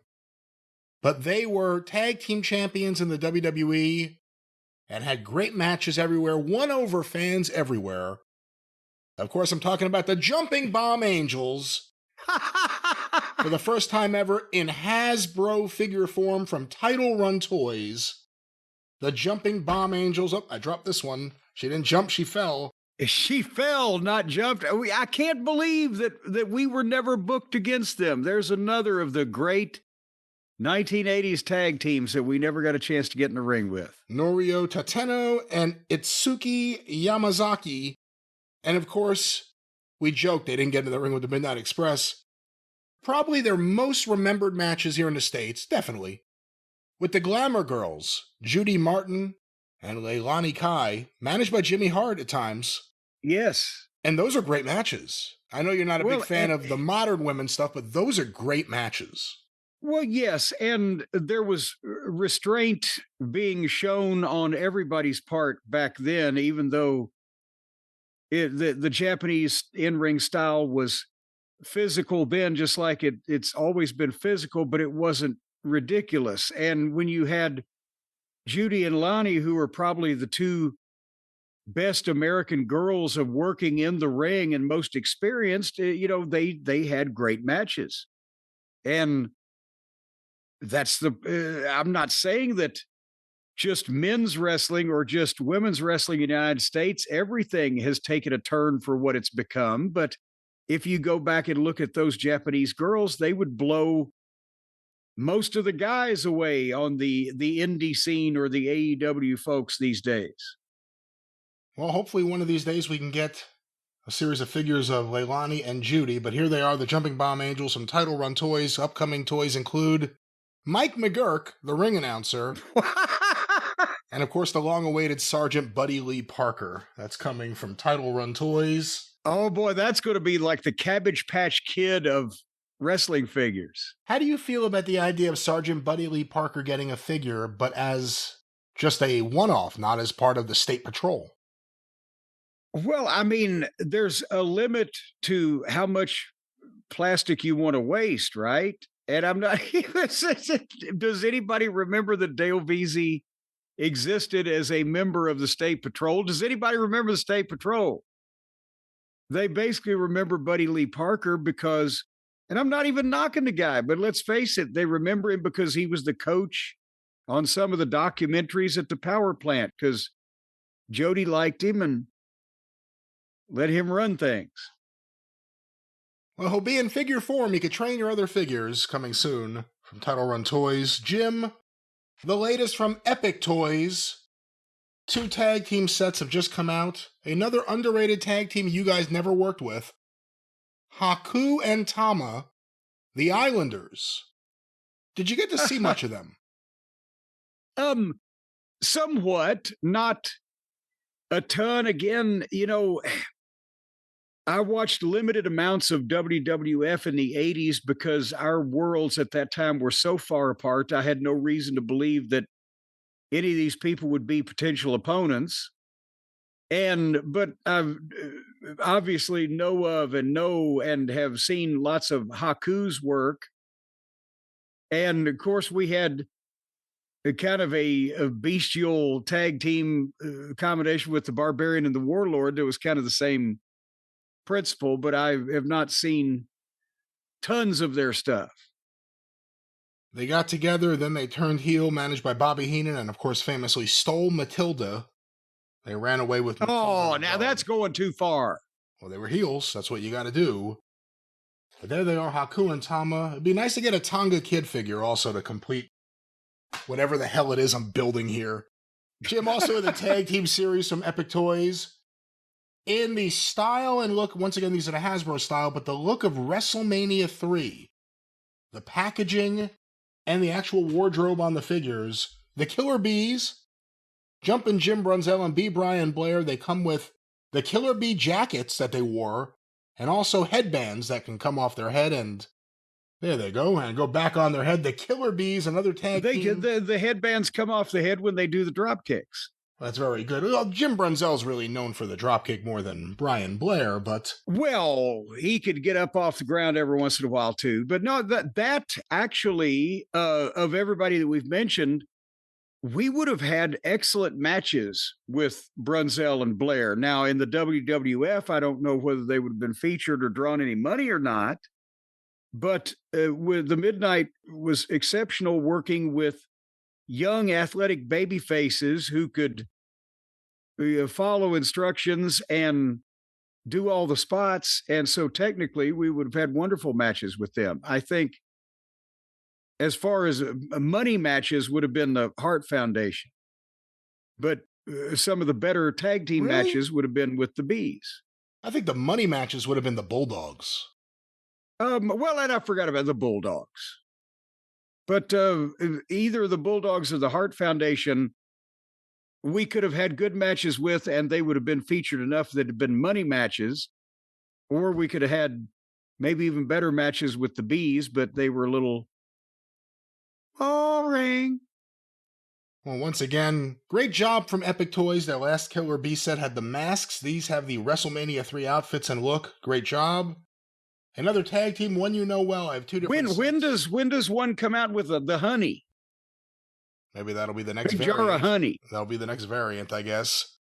Jim, guys you know well, Hawk and Animal, the Road Warriors from Wrestling Heels and Faces, Zombie Sailor. These are, I would say, 1988 Road Warriors. The trunks, and I'll ask you something about their trunks in a moment, and then most spectacularly on this figure are the shoulder pads, which are quite dangerous around children. What did you think? What is your favorite look of the Road Warriors? Like, you worked with them from 86, on, and you for the rest of their career, but you saw their earlier stuff too. What do you think is actually their best look, and what are your thoughts on the shoulder pads? Oh God! Well, we used to joke that nobody's going to try to cross body you guys while you're wearing them shoulder pads. I think, again, 86, 87, 88, when they were really cooking and they were on top and everything was working, that kind of, as they got especially when they went to the WWF, they had a bigger budget or they had the costume designers or whatever. But I think just the classic Road Warriors look is what worked, and that's when they were hottest. Just the fucking black and pads and the regular face paint and Precious Paul with the fucking newspaper, and here we go. Do you like the Road Warriors running to the ring, which is what they did before they had the shoulder pads?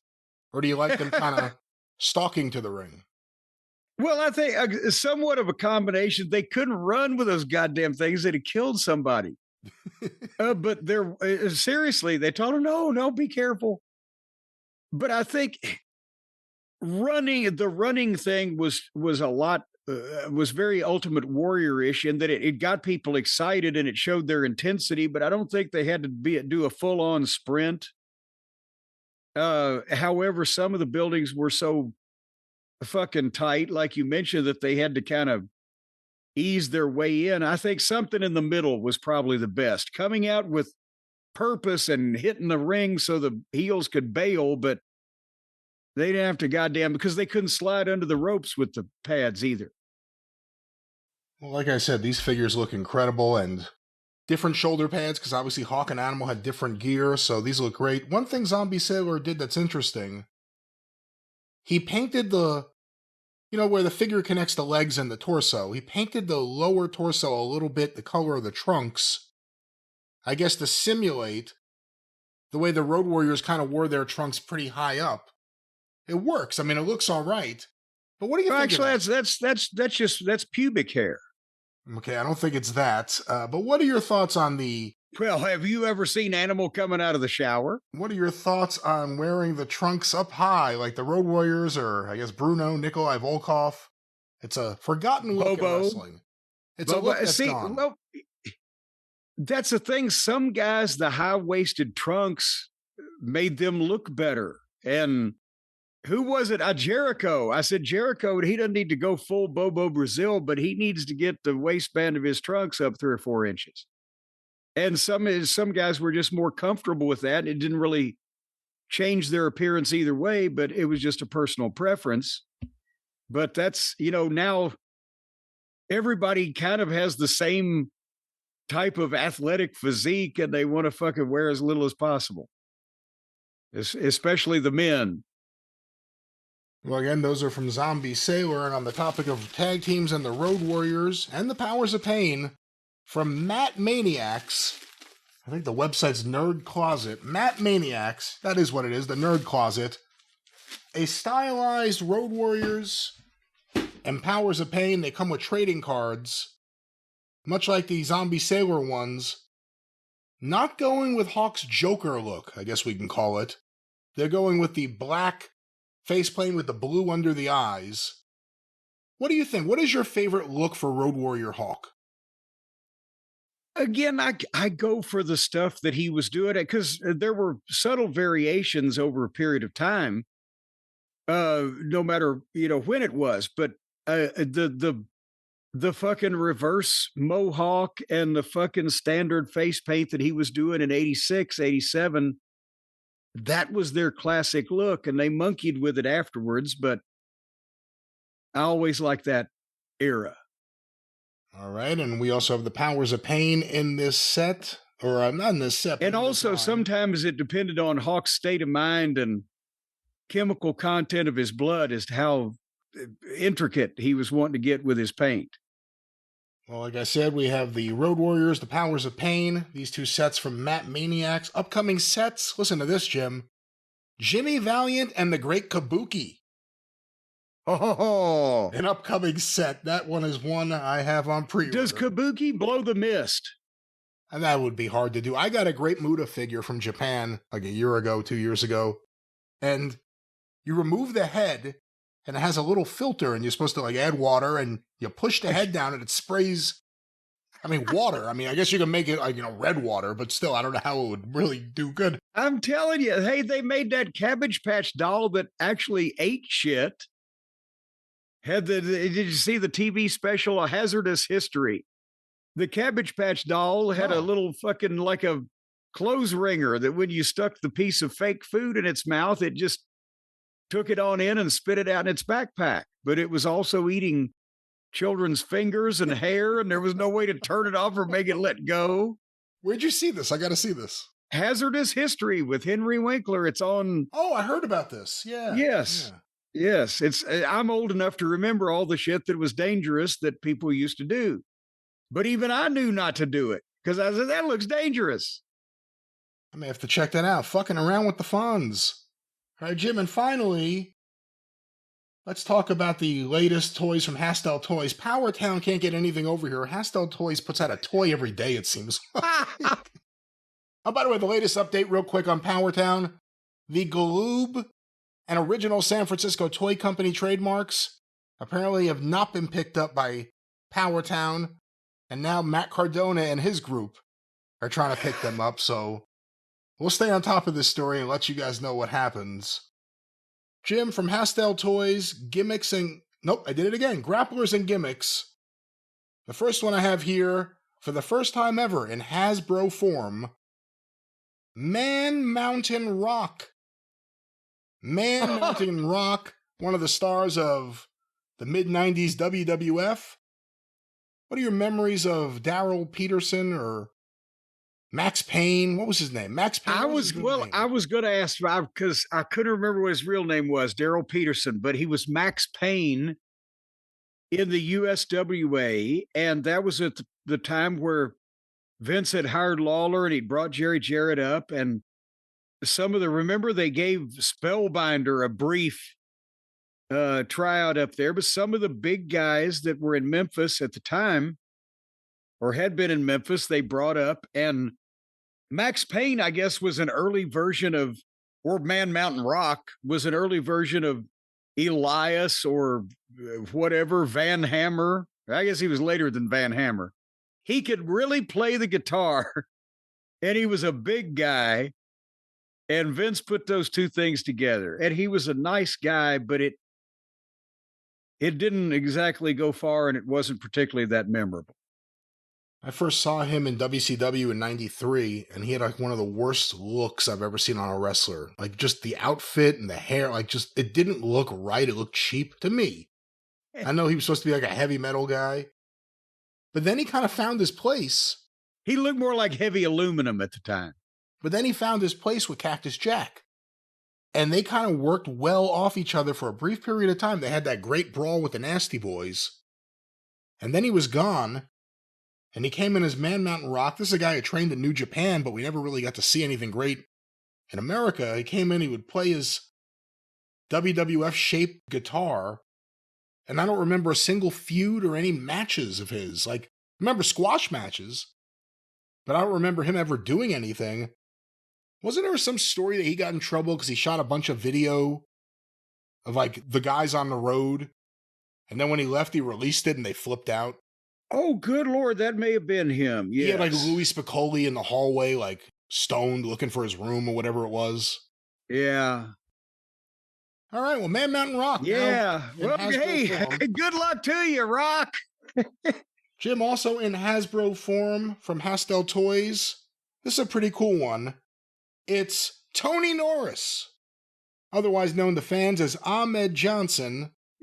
And this comes with red spikes from when he teamed with the Road Warriors at WrestleMania, but also they mirror the spikes that the Legion of Doom Hasbro figures from 1991 had.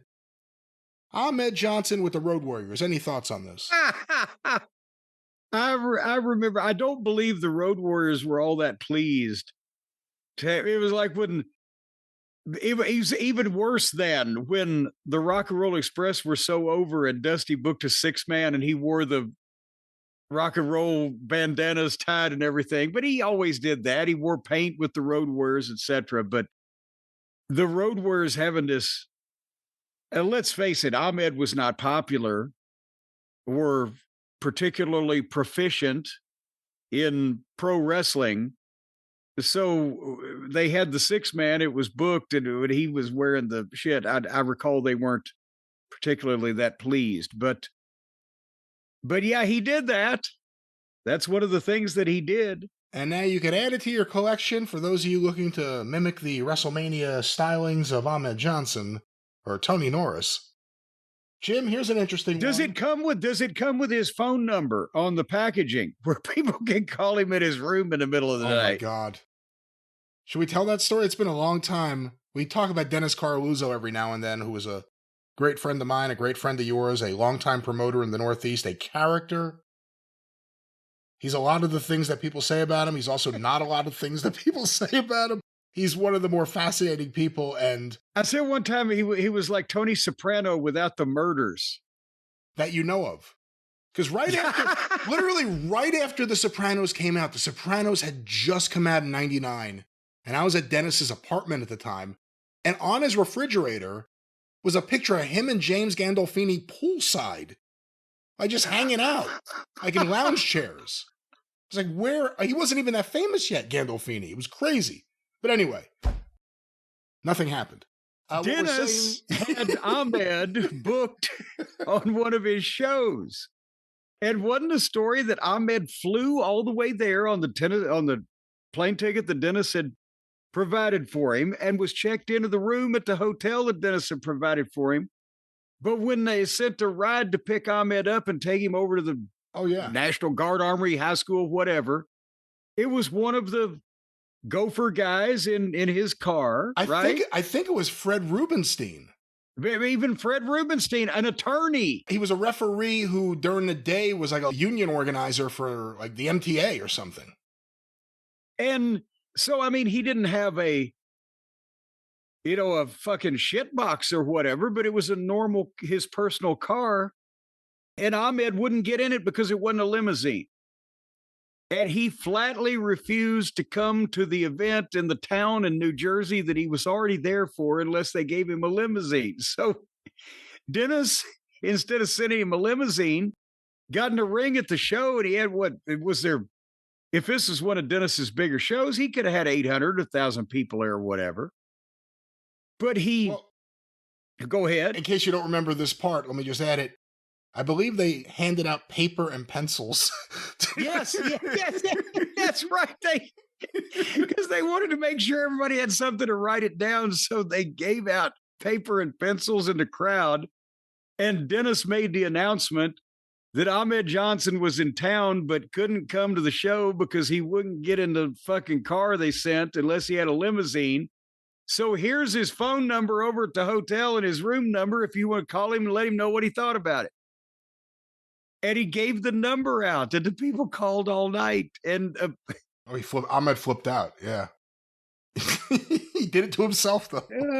Dennis did that also, I think, to Abdullah the Butcher. Abdullah no-showed him. And like Dennis got on the mic and said he was going to sue him. And everything. The fans have no idea what's going on. And Dennis is like, I'm going to sue his ass.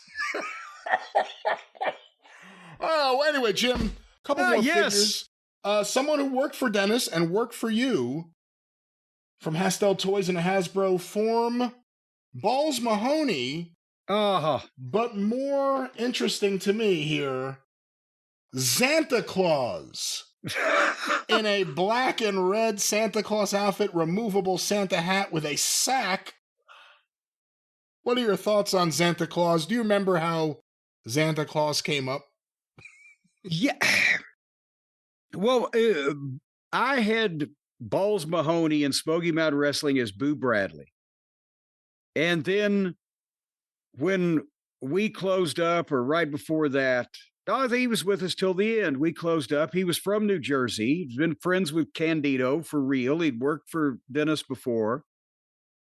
And some way or another, in that 1996 year, we were able to get him a tryout. And somehow, I don't know how it happened, but Vince wanted that was Christmas time of 96, coming up on Christmas. And Vince wanted an evil Santa Claus. And wasn't it DiBiase that presented him? This is not Santa Claus. This is Santa Claus. That's right. Yeah. It didn't even make sense to Bruce. Bruce was giving up on trying to explain it to me. But the thing is that Boo came at Boo. Boo was a big kid, and he was a wonderful guy if you got to know him or had the time to spend to get to know him or whatever. But he could come off as somewhat like a hyperactive kid on sugar to people, and he was a little high maintenance. But he also, as I recall, came in the locker room or went to catering and ate a big meal and was patting everybody on the back like he'd known him for 100 years. And then did he go to sleep? He took a nap, not like passed out, drugged out, just decided he'd take a fucking nap in the goddamn locker room his first day, whatever. The gimmick didn't get over, and he didn't make an impression that they wanted to try something else with it. I mean, the gimmick didn't have a chance past Christmas season. Of course not. I don't know that did it make it to Christmas? I don't know. I think it was one or two episodes? 2 episodes in a row? I think so. Yeah, it didn't take Santa long to fly around the world. Well, once again, we can revisit this wonderful wrestling moment. Hastel Toys, Grapplers and Gimmicks, Santa Claus. And finally, Jim, let's close out. 2 figures, 1 person. The new Bastion Booger figure from Hastel Toys in the Hasbro form has attachable pizza slice. Oh, and there goes the rotisserie chicken. And a chicken that you can attach to his hands. Because obviously he was known for holding up rotisserie chicken. So this one is pretty cool. But the real winner for me, one of my favorite short-term gimmicks ever that I wish we could have gotten to see this play out. Friar Ferguson, who, for those of you who don't remember, was a drunk monk. It was Mike Shaw before Bastion Booger. He was dressed like a monk, and he would come out to the ring and drink wine from his, whatever the thing is that people carry around. The wine bag. The wine bag. Wine bag with the horn thing, yeah. And then he would sit on his opponent and beat them. And he got like a really nice push on Raw for like 2 weeks. And then Vince decided, I guess he didn't want to piss off the Friars. I don't know. Well, the Friars Club had a real big fucking lobby at the time. No, and poor, again, Mike Shaw created a stir. He was over with the Observer readers of 1987, 88, the limited amount of smart fan tape traders that there were in the country, loved Mike Shaw in Calgary as Makan Singh. And you've seen all the tapes, Brian, I'm sure. It was him and Owen. And when Owen first broke in, it was Yep. those matches that really people noticed him.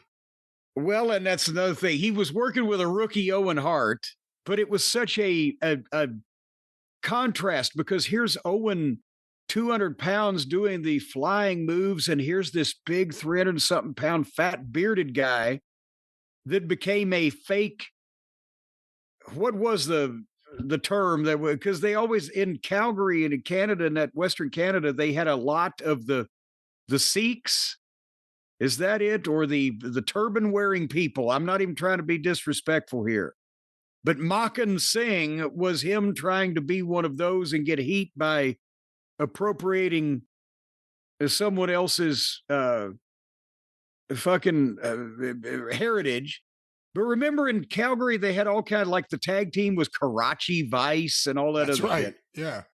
And nevertheless, The Viet Cong Makan Express. Singh, the Viet Cong Express, they had but Hase was a member of that, wasn't he? That's right. Or yeah. was it?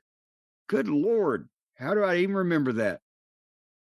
Point being, he created a big stir and the people loved to see those tapes. But WCW heard about him, and of course, in their infinite wisdom.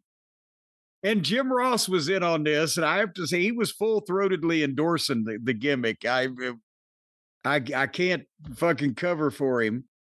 They brought Makan Singh, this fucking evil heel with these good promos that he was doing, into WCW as fucking Norman the goddamn lunatic. And he was wearing the mental patient's outfit and supposed to be a crazy heel. But then Jim Herd saw him and said, well, he'd be great for the kids. So they made him a Mighty Igor, but he didn't do that as well as Boo Bradley. And then when Ole started booking, he made him a truck driver. Remember Trucker Norman? That's right. And then Trucker Norman became friends with the Juicer. And then they found out that Art Barr had been on trial for rape or whatever it was, and they got rid of him, and that was kind of the end of Norman right around then, too. Yeah. So he got fucked, too. I always think about 89, though, that match with Brian Pillman. That was the first time I remember seeing him as a kid. And it was great. And, again, Pillman was another Calgary guy. He could work with, like, smaller, lightweight wrestlers. He could do good stuff. He had good matches. And he could cut a promo if you didn't make him a mental patient or a goddamn imbecile.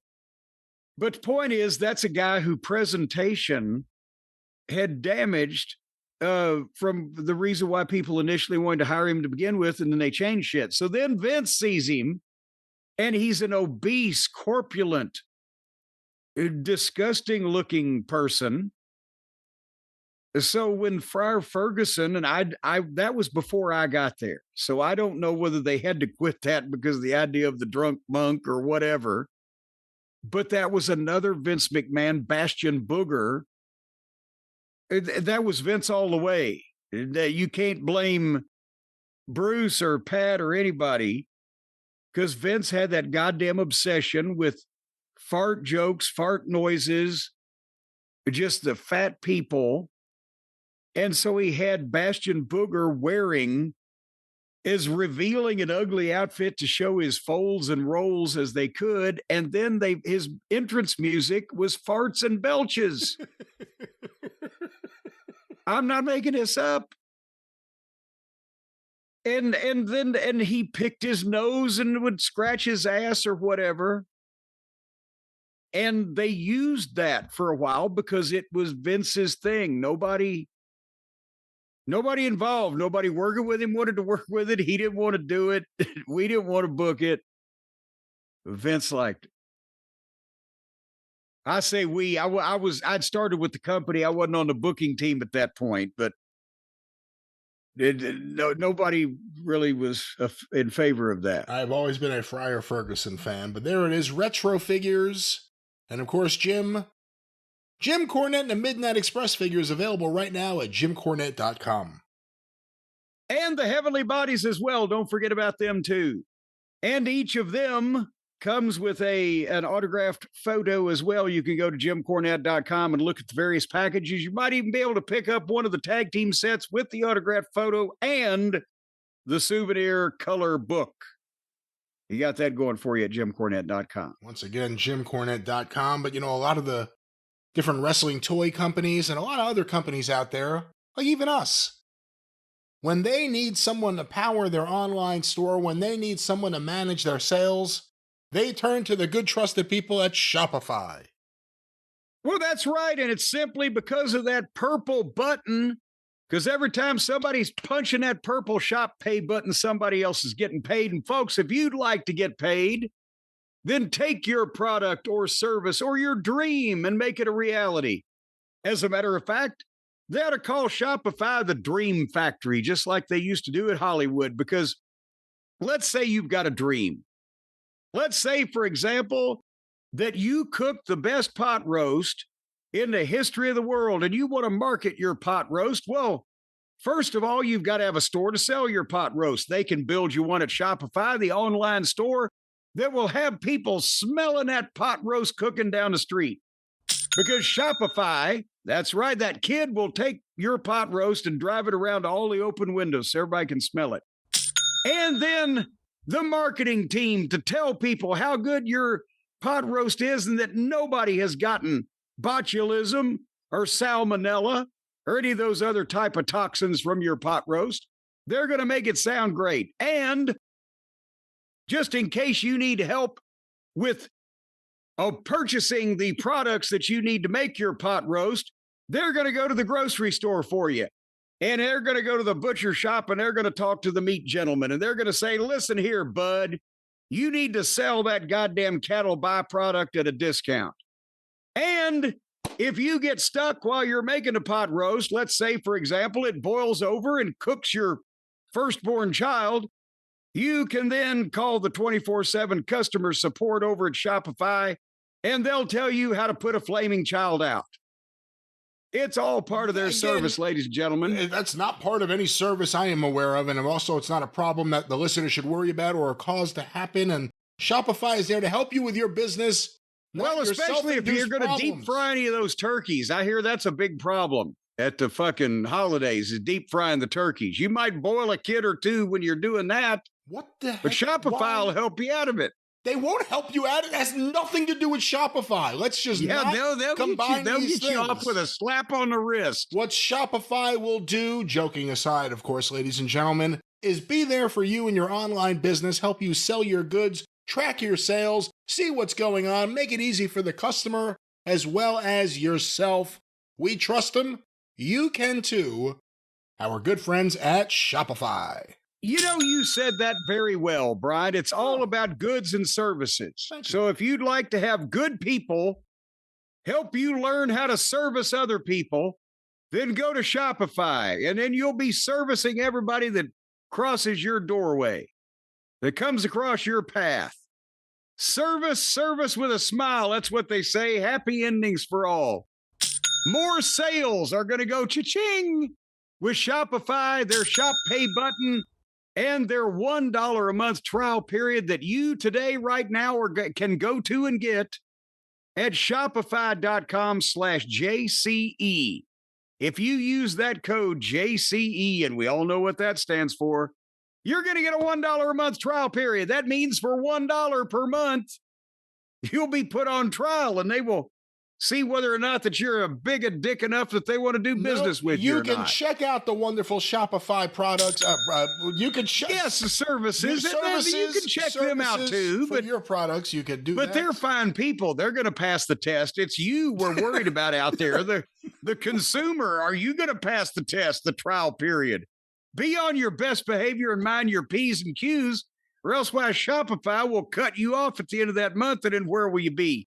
Broke, busted, and disgusted, drunk in a gutter somewhere, laying in the filth and the scum and the mire without Shopify, with nobody to save you, all because you couldn't get your shit together for 30 days, 1 month. fuck, I'm disgusted. Shopify.com There it is. /JCE. All right.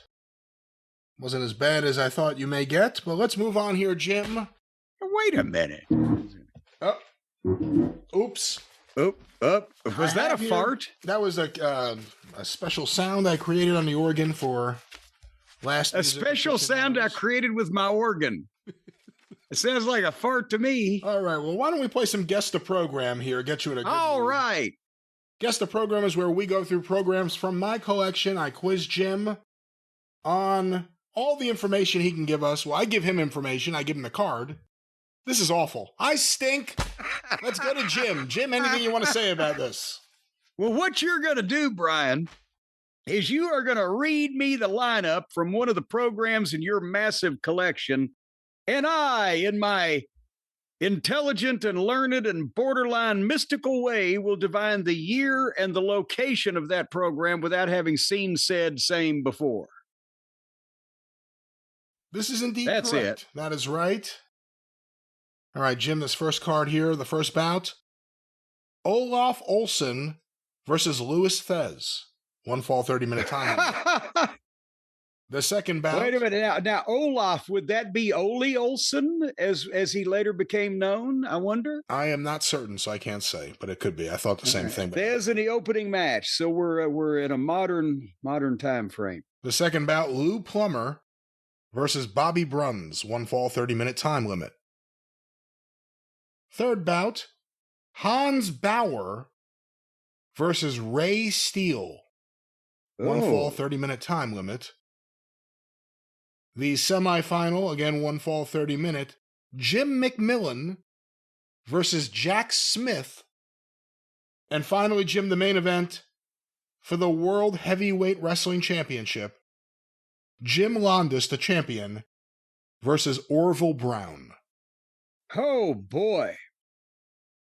Okay, well, obviously it was a tip-off with Thez in the opening match that we've gone back in time somewhat. Bobby Bruns was the booker and matchmaker for the Midwest for years and years. He worked in the Kansas City territory, St. Louis territory. Yeah. He's also the guy that basically transplanted American pro wrestling to Japan with the first tour.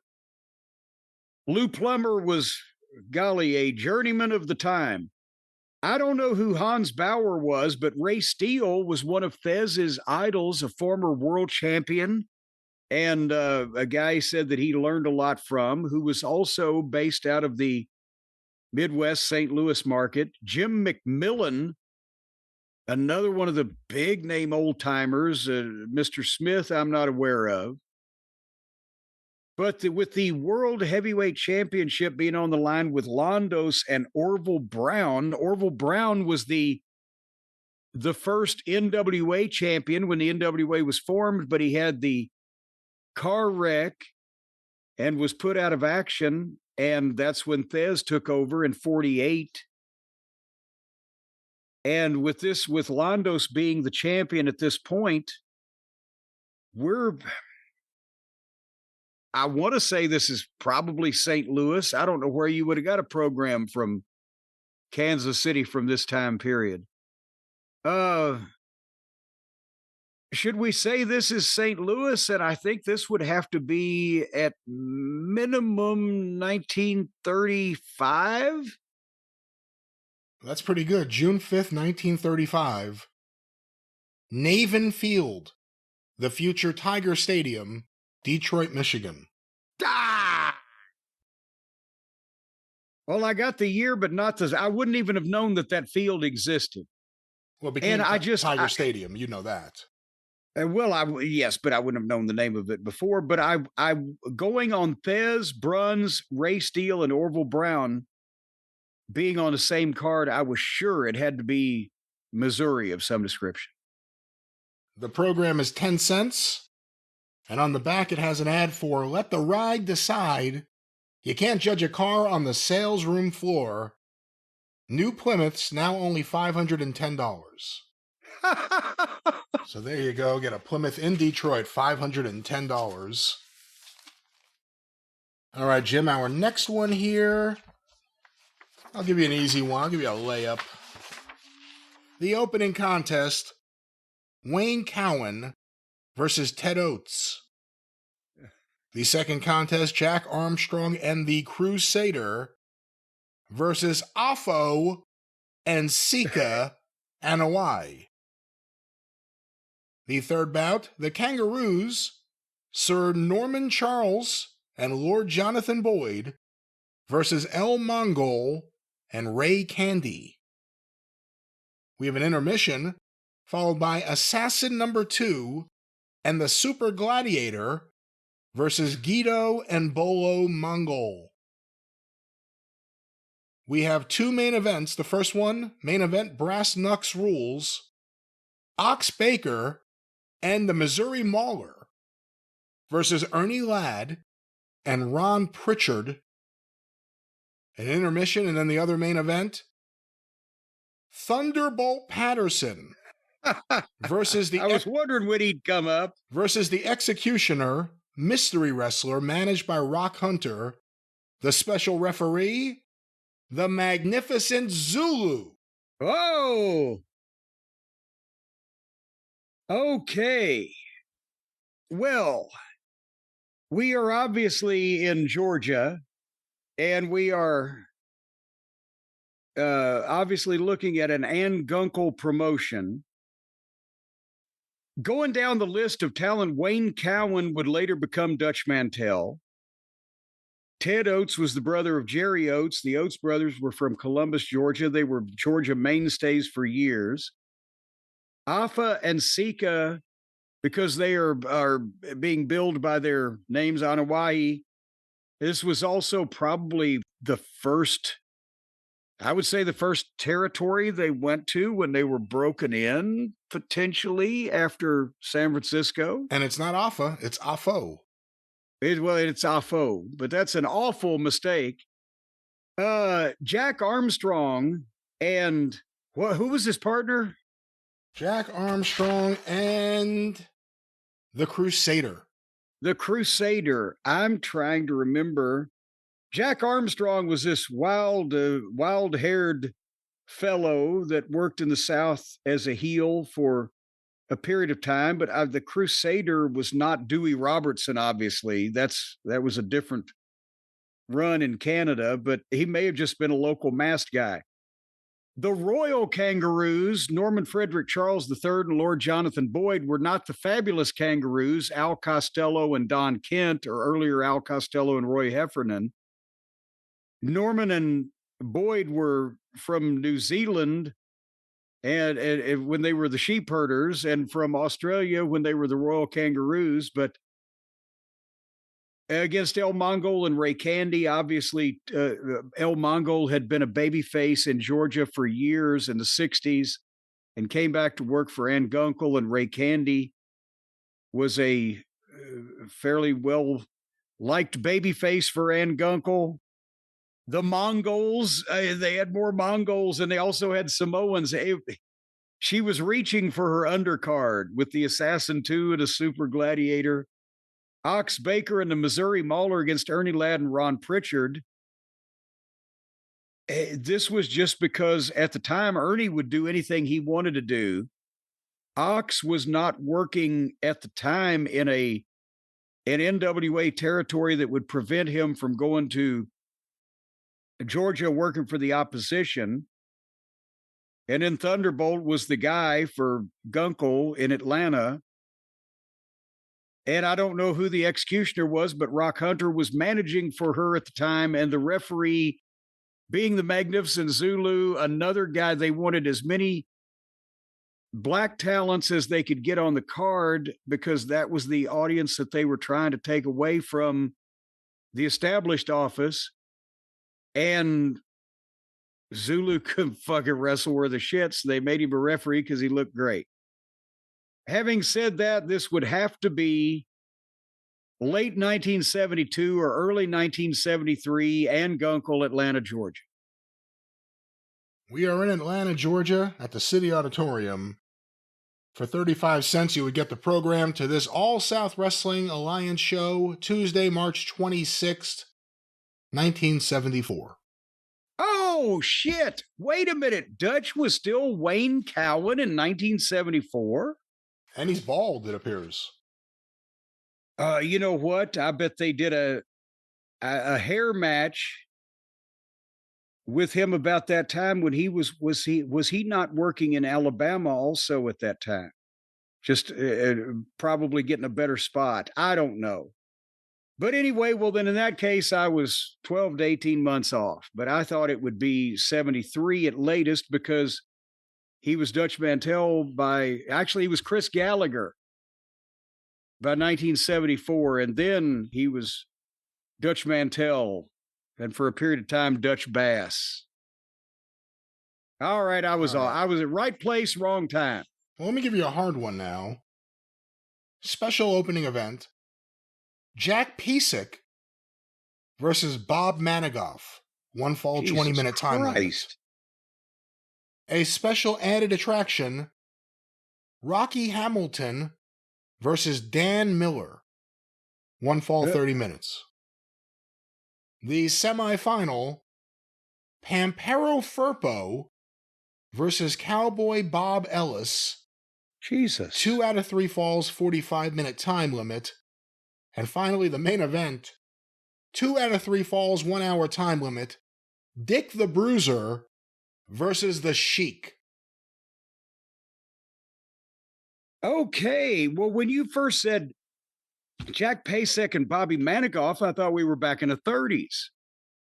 And then you said Rocky Hamilton against Dan Miller. And I thought, well, it can't be Danny Miller, Bill Miller's brother, because he wasn't around in the 30s. And then you hit me with Firpo and Ellis. And then Bruiser and Sheik. The only way that Jack Pesek was on a card that was main evented by Dick the Bruiser and the Sheik is if this was Omaha, Nebraska. And in that case, it explains why Jack Pesek would have still been around and Bobby Manigoff was still barely wrestling. Because what would he have been by this point? Because this is... Firpo wouldn't be Firpo. When he first came to this country, he was the missing link. He was he Ivan the Great or Ivan the Terrible in some places until he settled into Pampero Firpo. Bob Ellis until the late 50s, and Bruiser and Sheik. Omaha, Nebraska. And it would be 1961. Well, that's the most impressive thing. May 31st, 1961. The promoter, Bill Hawkins. The matchmaker, Joe Dusick. Sioux City, Iowa, at the Sioux City Auditorium. And this is the final wrestling card of our 1960-1961 season. The 1961-1962 season will open in September.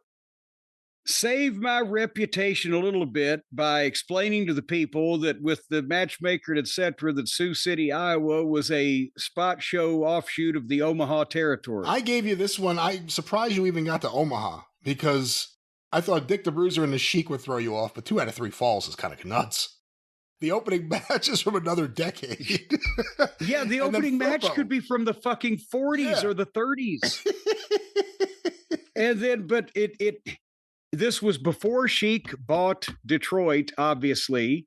Bruiser was the bigger star. Firpo and Ellis were over for Barnett around this same time period, but I knew it wasn't Indianapolis because there's no way that Jack Pesek was working in Indianapolis in the opening match in the last 100 years. So, yeah. Here's an interesting thing on the cover here. Remember, Ali Pasha, who collapsed and died as a result of injuries to his heart after appearing on a televised wrestling match in Pittsburgh, Pennsylvania, Saturday, May 20th, appeared in Sioux City a few seasons back. Just a few weeks ago, Pasha wrestled Cowboy Bob Ellis. So this is right when Ali Pasha died. And there you go. What are your thoughts on seasonal wrestling? This is from May. So they're about to go June, July, August, no wrestling. I don't know if they had any AC. That may be part of the issue. But what are your thoughts on seasonal wrestling? Well, in some cases, and again, before the modern territories and the modern television syndication schedules were set up, they some of the towns, some of the promoters did that, whether it was because there was no air conditioning in the building in the summer and people complained or didn't want to come, or whether it was, in some cases, Vern didn't run a lot of his towns in the summertime because people were out at the lakes and everything, because in that part of the country, it was so horribly cold from October through May that people went out in the summer. But in the southern territories, in Memphis, sometimes the summer was the hottest period of time, no pun intended, for business. And they didn't care whether there was air conditioning or not. St. Louis used to do a season where Muchnick would run, much like this, through May and then shut down June, July, and August, and even bring in other territories' television on some periods to show during the summer and then start back again in the fall. But then they'd run every 2 or every 3 weeks. So it was something that some of the old-time markets and promoters did before that. Then when the modern territories formed, you were either paying something for television or at least running a television in all of your markets every goddamn week. So why close down for 3 months? That tradition in St. Louis started before there was even television. Because Sam Muchnick liked baseball. Is that well, yeah, but that's part of it. But I mean, that tradition even came before they had television there. It was the seasonal aspect. So, it was harder when you've got TV going every week and you're supposed to keep these towns going and keep them programmed. And the cards were much less intricately booked in those days than they were in the modern territory days. So you had to keep shit going, or one of your main markets would miss a fucking 3-month program. When you started managing in 82, what percentage of the buildings you worked in for the next 2-3 years didn't have AC? Memphis, the Mid-South Coliseum had AC. Obviously, the Louisville Gardens did. Evansville Coliseum didn't.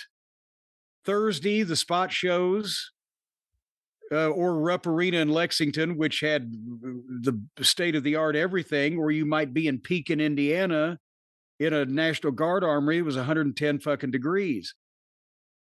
They didn't have, if there was air conditioning in the fairgrounds in Nashville, they did a good job of disguising it. So I don't remember feeling it. Jackson, the Coliseum, had air conditioning, but then again, places like Jonesboro on Saturday nights or other spot shows wouldn't. And with Watts, since he was running the big arena in most of the markets, most of the regular towns had air conditioning, but goddamn, the spot shows were ugly in Louisiana. So it just depended. But in the 80s, it depended on the territory you were in and the level of buildings they were running. But many of the spot shows, almost everywhere, were airless. It wasn't standard. You were running high school gyms that were built in the 50s and 60s and the early 80s. And it certainly wasn't standard back then. It's one of the things when people say Vince McMahon got wrestling out of the smoky arenas, it's because they turned the air on and they started blowing the smoke. All right, well, let's get at least one more program here, Jim. All righty. The opening bout, Australian tag team match, 1 fall, 20-minute time limit. Doug Vines and Paul Christie versus Mike Doggendorf and Angelo Poffo. The second match, 1 fall, 20-minute time limit. Scott Casey versus Tiger Conway Jr. Oh, okay. The third bout, Australian tag team match, 1 fall, 20-minute time limit. Hans Schroeder and Victor Rivera versus Dominic DeNucci Okay. and Roberto Soto. All right, now we're somewhere in the twilight zone. The next match, 1 fall, 20-minute time limit.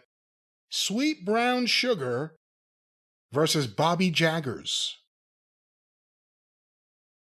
An added attraction, 1 fall, 30-minute time limit.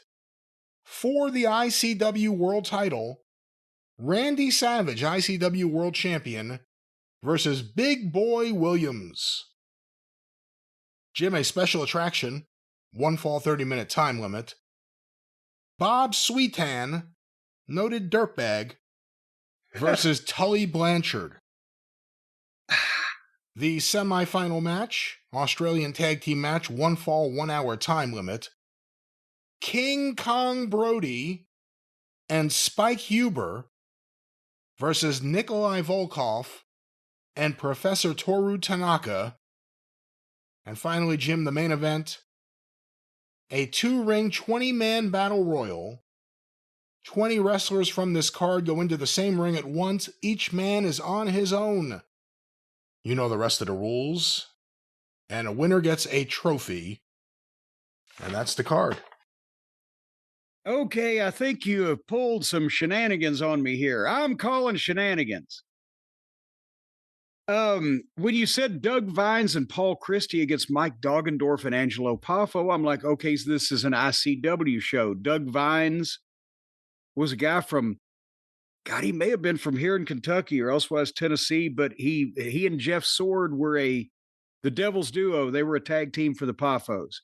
Paul Christie worked for Phil Golden's All-Star Wrestling with Angelo Poffo in the early 70s and had been a long mainstay of Bruiser's territory and worked in the Midwest a lot, but also came back and worked for the Poffos in the closing days of their promotion, as did Mike Doggendorf and, of course, Angelo Poffo himself. But then you give me Scott Casey and Tiger Conway Jr. that's straight out of the San Antonio territory, Southwest Wrestling. I'm thinking, okay, there was, when Angelo was starting to close down, there was some distribution of some of his talent. Some people did go to San Antonio. But then you hit me with Hans Schroeder, who I knew him in Tennessee in like 78. We worked with him in Mid-South in 84. And Victor Rivera, who was a top star for the Los Angeles territory in the early 70s and the WWF, along with Dominic DeNucci and Roberto Soto. But then you give me Sweet Brown Sugar and Bobby Jaggers, and Sweet Brown Sugar was Skip Young at that point, and that takes me back to San Antonio. Then you give me the ICW title with Randy Savage defending his father's championship against Big Boy Williams, who was a Steve Kyle type of looking guy, like normal height, but really stocky and kind of like the Mighty Igor gimmick, and just that they'd trained and broken in the early 80s. And then you give me Bob Sweetan and Tully Blanchard, we're back in San Antonio. And then you give me Nikolai Volkov, and who was it? Professor Toru Tanaka. Nikolai Volkov and Tanaka against Bruiser Brody and Spike Huber, and then the dawn came. Because even if Nikolai was working approximately around this period of time in Louisiana, we wouldn't have come in there yet. Professor, but he wasn't working for the WWF yet. Brody was known for taking international bookings wherever he liked the promoter. And why would Spike Huber be there? Because they needed somebody to sell and give Brody the tag, and he'd be close living in Indianapolis if this card was in St. Louis, and if this card was one of the efforts by Larry Matazik to put his own promotion together after he had left The Central States promotion, Bob Geigel and Bob Brown, and those guys who he felt in the aftermath of Sam Muchnick's retirement had sent St. Louis wrestling into the shitter. And he had Brody ready to be his top star because they were close friends.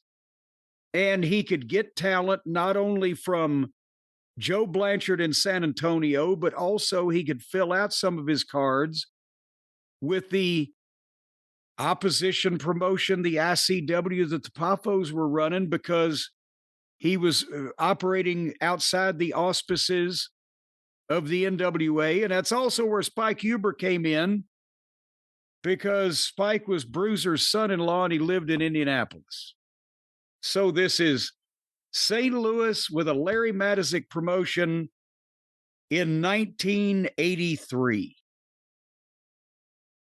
Oh, what a wonderful way to end a unique night of wrestling. Friday, July 22nd, 1983, the air-conditioned Checker Dome, St. Louis, Missouri. Boom goes the dynamite, baby. This is the next card after the one Blackjack Mulligan no-showed, and I believe the story that has been believed, at least, is that Blackjack Mulligan may have accepted an offer from the NWA to no-show the event, but in here there's a couple things about it. Mulligan faces suspension. Blackjack Mulligan, who did not appear for a scheduled bout with King Kong Brody at the Checker Dome June 18th, may be facing suspension in the state of Missouri. A request has been made for Mulligan to furnish documentation of the accident which supposedly caused him to miss the match. It is possible he may be suspended until he makes good the date for Greater St. Louis Wrestling Enterprises. What do you think of that? Well, that was a nice way of putting him on notice that we would not be brooking any more of his foolishness.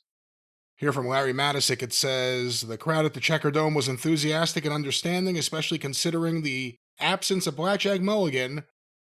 A telephone call at 3 p.m. that day informed us Mulligan was allegedly in an automobile accident, so announcements were made immediately that Mulligan would not appear.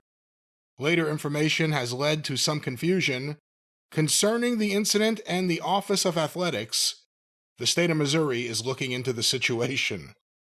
And basically, any time that a promoter used the word allegedly in talking about a wreck that prevented one of the guys from making the show and being on the card that was advertised, that means he didn't fucking believe it. And I believe Blackjack Mulligan was working a pretty full schedule in Florida in 83, and I don't remember him missing time for some accident. Channel 30 lands Larry and Mickey. As this edition went to press, Greater St. Louis Wrestling Enterprises and KDNL TV Channel 30 reached an agreement which will bring the return to television of Larry Matysik and Mickey Garagiola as commentators for an all-new wrestling show. More details are expected soon, but the big news is that a St. Louis tradition is being reborn. Larry and Mickey are back with wrestling on Channel 30, Saturday at 5 p.m., starting August 6th. And see, that's Sam Muchnick retired January 1st of 1982 to the record attendance that St. Louis ever had. And a year and a half later, the St. Louis office, the old St. Louis office's business is so bad. Larry Matysik has left. He's trying to run an independent and getting opposition TV. The original office is doing the shits. And Vince is going to come in by the end of the year and swoop in and take KPLR away. And he make a deal with Larry Matysik to be allegedly partners. Well, he was pushed into it. The station insisted because they wanted to work with Larry, and Vince said, sure, I'll work with him. We'll be partners. And it didn't happen at all. Because once that Vince got in on Larry's name, then he double-crossed Larry and gave, well, you can do this or you can do nothing. Remember, he launched Wrestling at the Chase. When he went national, the first thing he did was go to St. Louis and relaunch Wrestling at the Chase with his guys. But that goes to show you that sometimes it's not the star that you can't lose. It's the man behind the company, the man behind the promotion. When Sam Muchnick retired, they retired to a strong he retired to a strong business and the biggest crowd that the office had ever drawn. And 2 years later, the goddamn office is out of business. They've had independents try to start up, and now Vince has strong-armed his way in. And then Crockett started trying to run St. Louis to help out the NWA cause. And again, remember I've talked about when we went there in 85 and 86, not only for the old St. Louis office, it was on its last legs, but then for Crockett, it was fucking dreary. That just that simple of a thing. Think about it. If Houston wrestling had lost any of its top stars, it would have probably still gone on. But what if it had lost Paul Bosch? What if Mid-South had lost Bill Watts? The anomaly to this is, what if the Carolinas had lost Jim Crockett Jr.? Well, then David would have took over. Some places, the fucking promoter was everything, and some places, it could still go on. Well, that was Guess the Program. We're going to end on a big win for you. And of course, yay! You may want to celebrate your celebration. That's not what we should say. You may want to celebrate your big win with listening to Celebration by Kool and the Gang on your wonderful Raycon earbuds. Celebrate Jim Cornette winning the Guess the Program. Oh, boy. That's the tune that you want to listen to.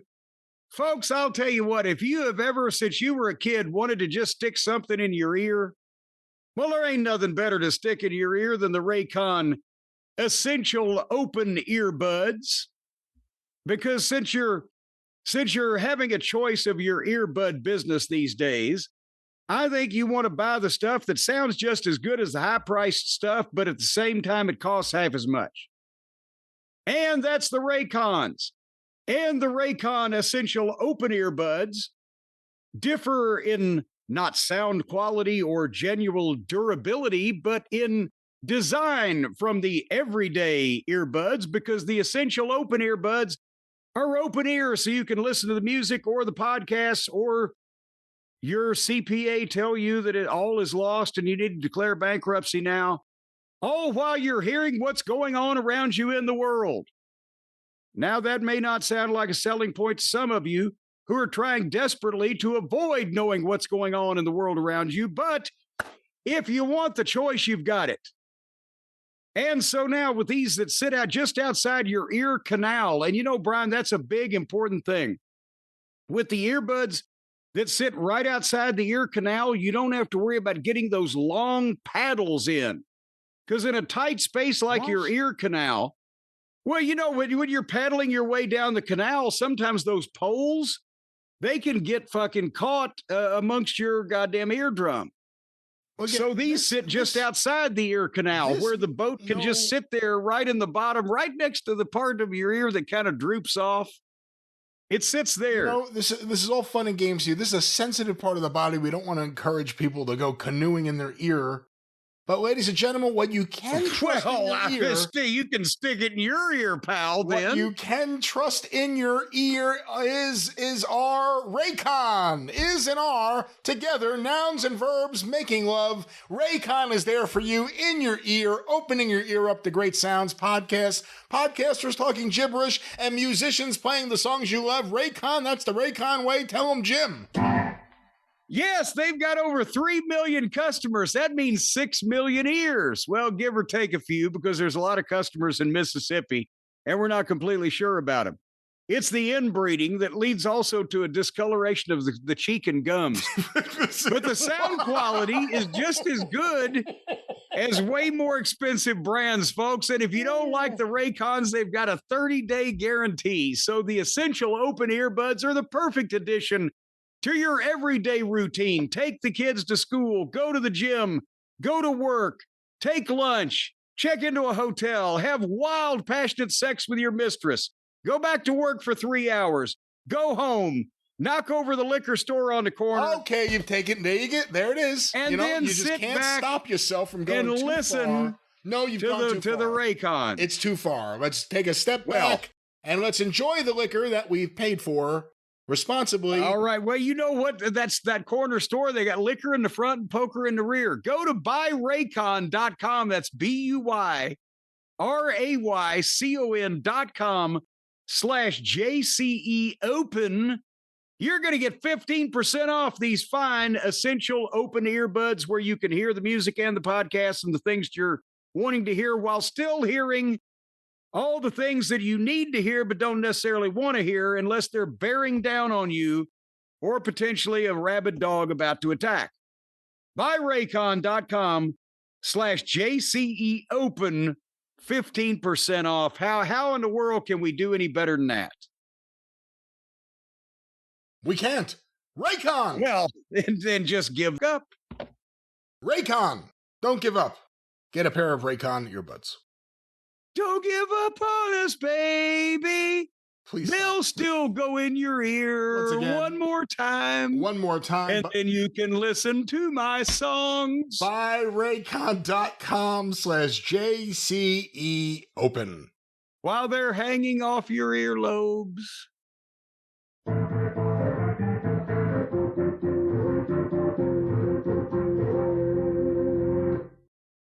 All right, Jim, here we are in the future. And before we wrap things up, I thought we were going to have time to get to some questions, but some major news as we are recording right now. This morning, word came out that Ted Turner, the founder of TBS, TNT, Cartoon Network, CNN, the Goodwill Games, Captain Planet, and so many other things, former owner of the all Atlanta of your Braves. home movies, if you've been born in the last 40 years, he's had a hand in everything. Well, he has passed away this morning, I believe 87 years old. Let's talk a little bit about Ted Turner, who, you could talk a lot about his incredible business success and his incredible success even in sports, whether it was the America's Cup or, of course, owning the Atlanta Braves, although not managing them. That didn't work out too well. But when it comes to wrestling, I tweeted this out earlier because it was my first thought. He is someone who was always a friend of wrestling, and also he understood the importance of wrestling and the wrestling audience from the very beginning. And I know it was a network and a business, WTCG and then WTBS and then the Superstation and everything else he had. But in a lot of ways, TBS to me always felt like it was programmed by Ted. You know, when I was growing up, yeah. it felt like, that he'd be watching the Braves and Andy Griffith and wrestling, and there'd be commercials for Creedence and Alabama. Like, this is what Ted would be watching. Yes. Let's talk about Ted Turner a little bit. Well, and by the way, 87 years old, who says you can't have fun all your life and then still live to be an old person? Ted Turner, to me, I told you this before we went on the air, he's one of the last when a real human being could become a fucking billionaire and wasn't just an asshole in some giant corporation until he became, unfortunately, too big for his own good and became a giant corporation.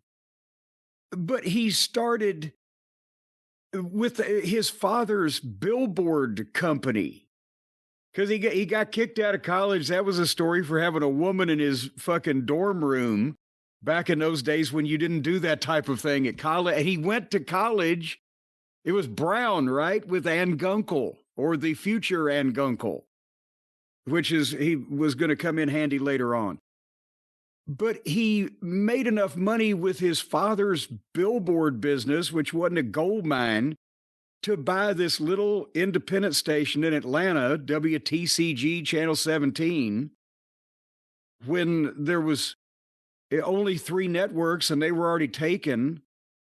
And from that, 10 years later, he owns the Atlanta Hawks and the Atlanta Braves. But again, all of the sports financials have changed in the last almost 50 years. And it wasn't like the Hawks or the Braves were the goddamn peach of their respective leagues either. But because then he had the TV station, and then he's smart enough to get on satellite so early. that he becomes one of the earliest and the best known superstations. Now it was what he did really with his sports teams that kind of set the pattern for the wrestling program because, well, you're a baseball fan and I'm not particularly involved in any of them, but the Atlanta Braves were not a goddamn major baseball team in the early 70s, right? They were a major league team. They weren't a good They team. were a major league team, but it wasn't like they were kicking the shit out of the Yankees and you see what I'm saying? In a different league, but no, they had some rough years, and of course Henry Aaron had retired. They had some rough years. Ted Turner, of course, made himself the manager at one point, and then I believe the league said that owners are not allowed to make themselves managers because of Ted Turner.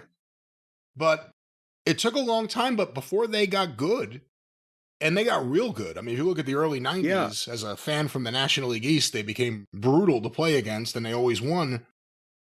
When they were still okay, he made them America's team. He just branded them America's team, and people went with it. He had the network. He had the team. See, he wasn't having to pay goddamn these hundreds of millions of dollars in rights fees for NBA or Major League Baseball or whatever that it exists today.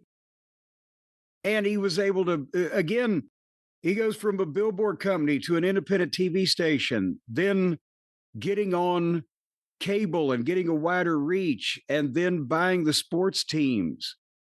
And then he recognized that what built his television station, which was the key to pretty much almost everything else, and he said it publicly, Andy Griffith reruns my baseball team and wrestling.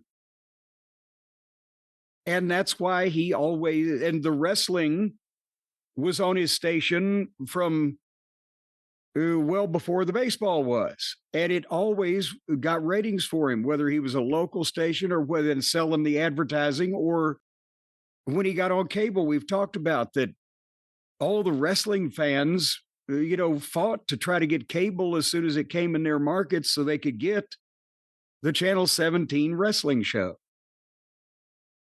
And of course, when he had WTCG, Channel 17, and he had wrestling, in 1972 is when the big breakup happened.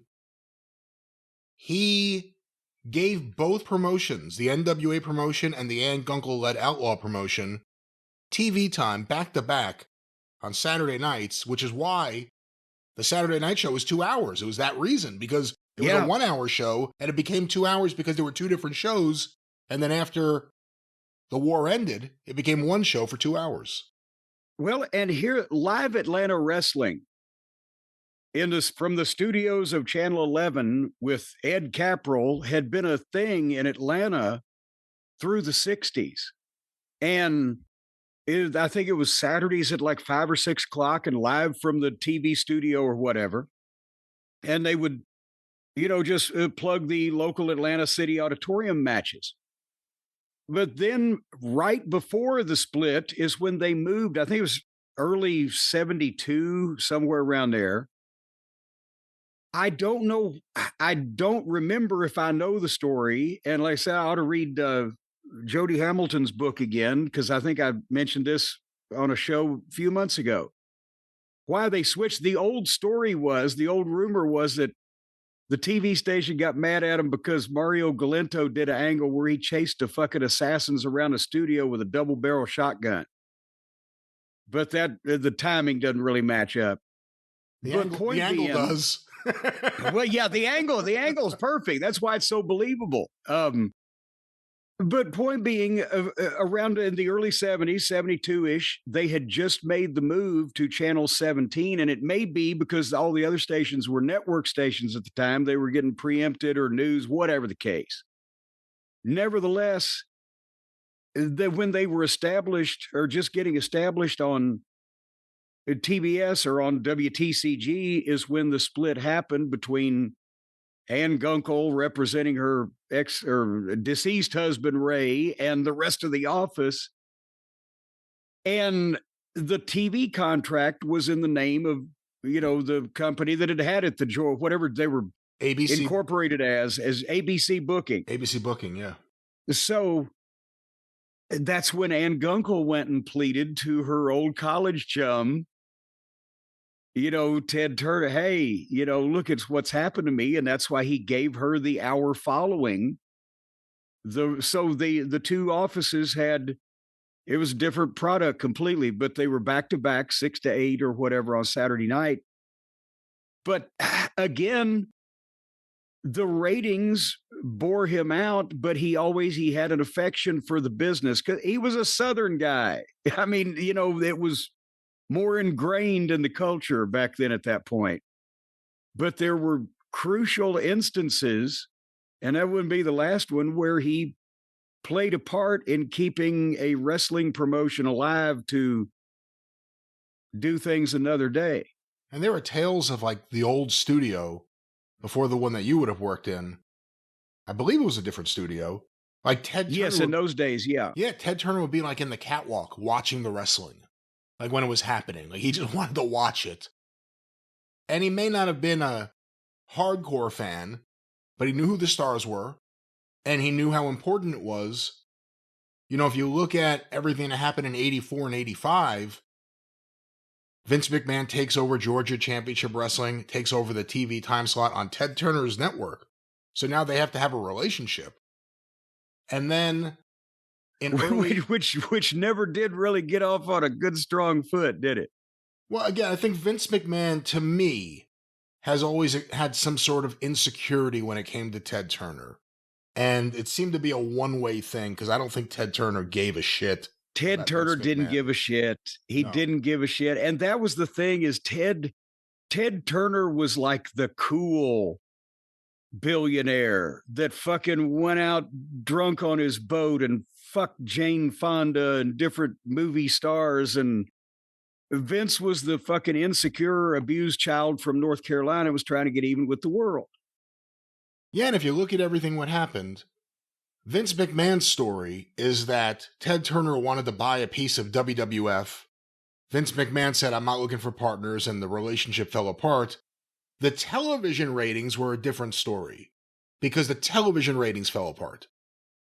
The ratings from the Georgia Championship Wrestling show with Gordon Solie were better than Vince McMahon's. It was a different show. Ted Turner got mad because they weren't filming in the studio, which was part of the deal. So eventually they did. The fans flooded the switchboard at TBS back when they had such a thing. Say, where's our Gordon Solie wrestling? And by the way, and he gave it to them. And that's when Ole Anderson got his Saturday morning show. Even though Vince McMahon had Saturday night, all of a sudden there was a new show Saturday morning with Gordon Solie and Ole Anderson. But see, that's the last time the switch, the war of 72 through 74, Ed Caprell had been the guy that people identified with. But when the split came, he went with Gunkel. And that's when the NWA territories, and Eddie Graham was one state away, Georgia and Florida. So he provided most of the talent.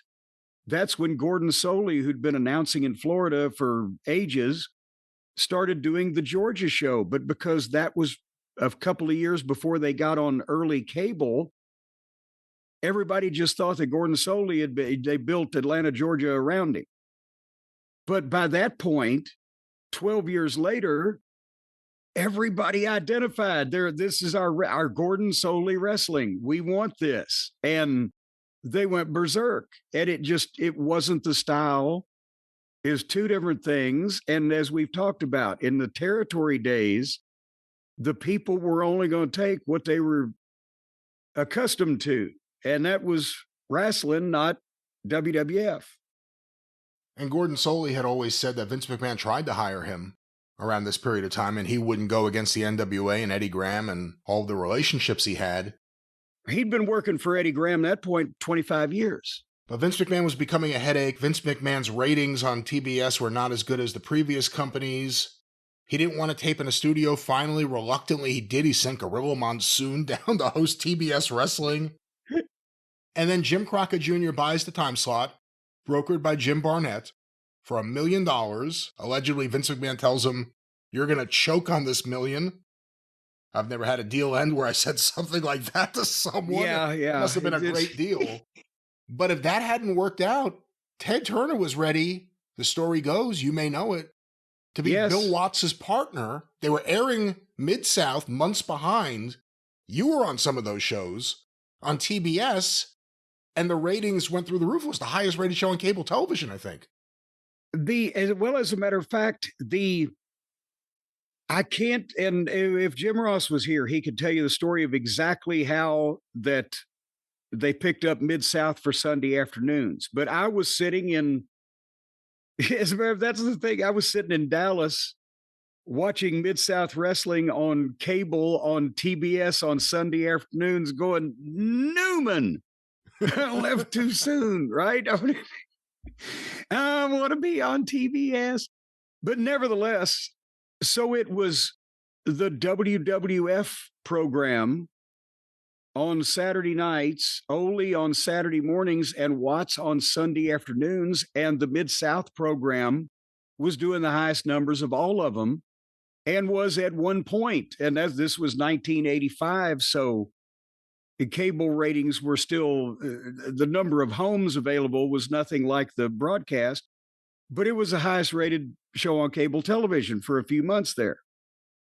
And as you said, Watts and Turner were going to do something together because it was Turner could see another great wrestling show opportunity, whereas Ole's was dying because it was 7:30 Saturday morning, and what the fuck.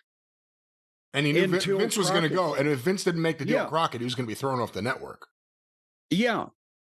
But then when Crockett comes in and he's got all the NWA wrestlers that Ted Turner was used to, and it would be a seamless transition because a lot of those guys had already crossed back and forth from the Georgia and Carolina territories. It was all the names the people liked.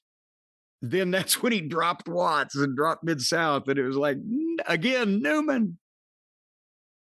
But nevertheless, he was willing another time to get involved in the wrestling business, not necessarily because he always aspired to, but because he saw a good opportunity, and he was pissed off at the people that had hijacked his fucking Saturday night programming. And then Jim Crockett Jr. gets control of all 3 time slots, because that is 3 time slots for wrestling. And they have a good run, and the business starts having their problems because of either a crazy accountant or a plane or expanding too much, Vince McMahon attacking their pay-per-view chances, and all the above. And Ted Turner, realizing the wrestling he's airing may go away, instead of looking for another company, buys the company. We can get into maybe the worst thing you could say about Ted Turner's involvement with wrestling, the executives he hired at different times. Yeah, the worst thing about the involvement was he wasn't more directly involved, because that was at the same time as he was starting to get bigger. And remember, by the time that Bischoff even tells the story of how he got the Nitro deal, it was like getting a meeting with the Pope in 1994 or 5, whatever it was. Well, it wasn't that easy by the time 1989 or whatever rolled around. So it wasn't like Ted was checking in, multiple times a day. How's my wrestling going? He had all, by that point, it was just too far removed. So he buys the company, Jim Crockett Promotions, the NWA, at the end of 89, or end of 88, excuse me. I believe Missy Hyatt always said that it was around this period of time when Ted Turner said, like, hey, baby, do you want to wrestle? She didn't, but that's a very Ted Turner kind of thing to say. And the story always goes, and I'd love to know what you think of this, Ted Turner knew that Ric Flair was the star of the show. He had been a star on Georgia Championship Wrestling just as the NWA champion, coming in every now and then. Yeah. He knew that Ric Flair was important to the company. Plus, that was a Ted Turner gimmick, right? Yeah. When he'd see Flair in the suits with the women or the plane videos or whatever, that was something that would appeal to Ted Turner as a wrestling gimmick. And Ted knew he needed Ric Flair, and Ted wanted Ric Flair, and the problem was Ric Flair didn't know that, and the executives put in place kind of abused the fact that Ric Flair didn't realize that Ted Turner insisted on Flair being there. Yeah, and a time or two, it was a turning point where finally Turner had to basically say, we need Flair, right? We got Flair. They had to make a move.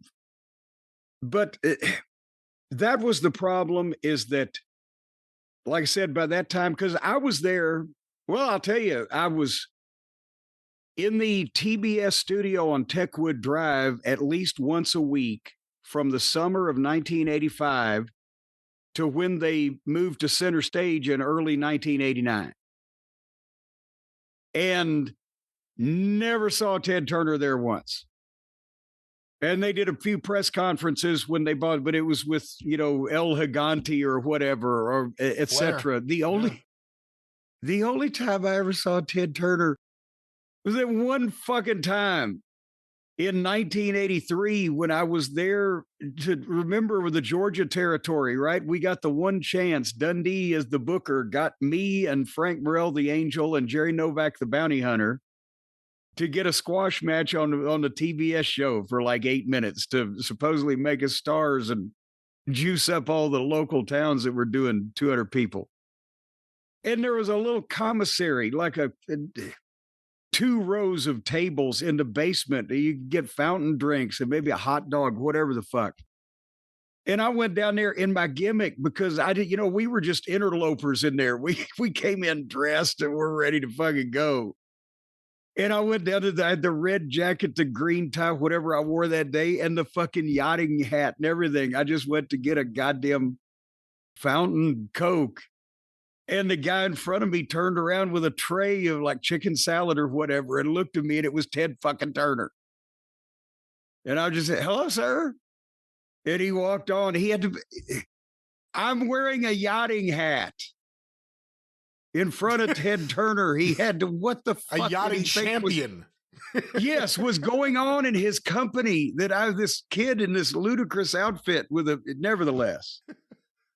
It's interesting though, the amount of time that you spent on TV on his network.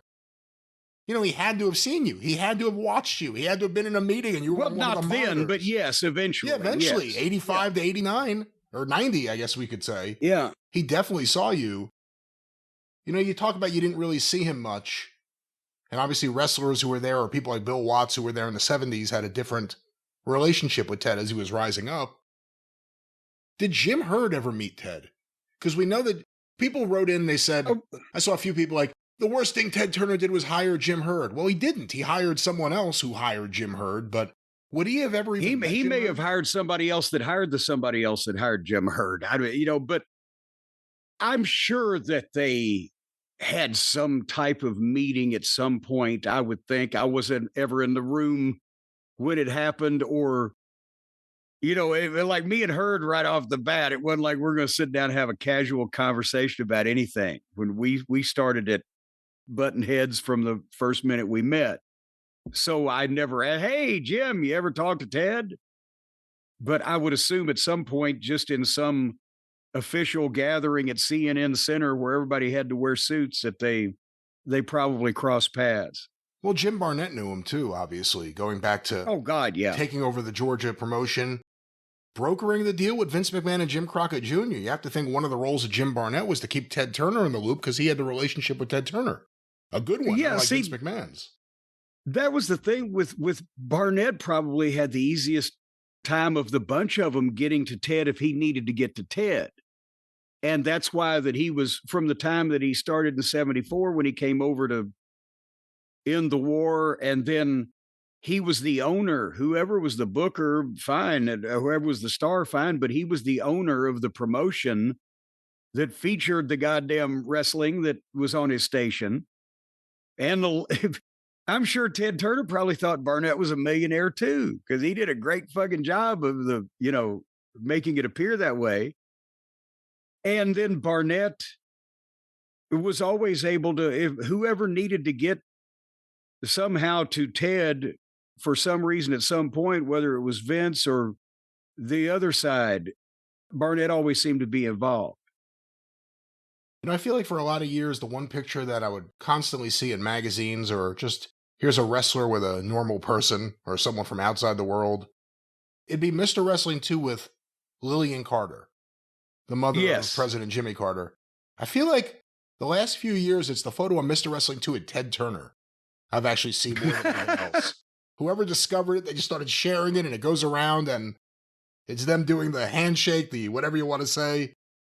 I don't know. It's just, you look at his relationship with wrestling. You brought up the Nitro thing, the idea that he just blurted out, give him prime time for an hour on Monday nights, head to head with Vince. Nobody thought that would work. I don't even know if Ted Turner put enough thought into it to know what he was doing, and that it was against Vince McMahon. You would almost think he had to.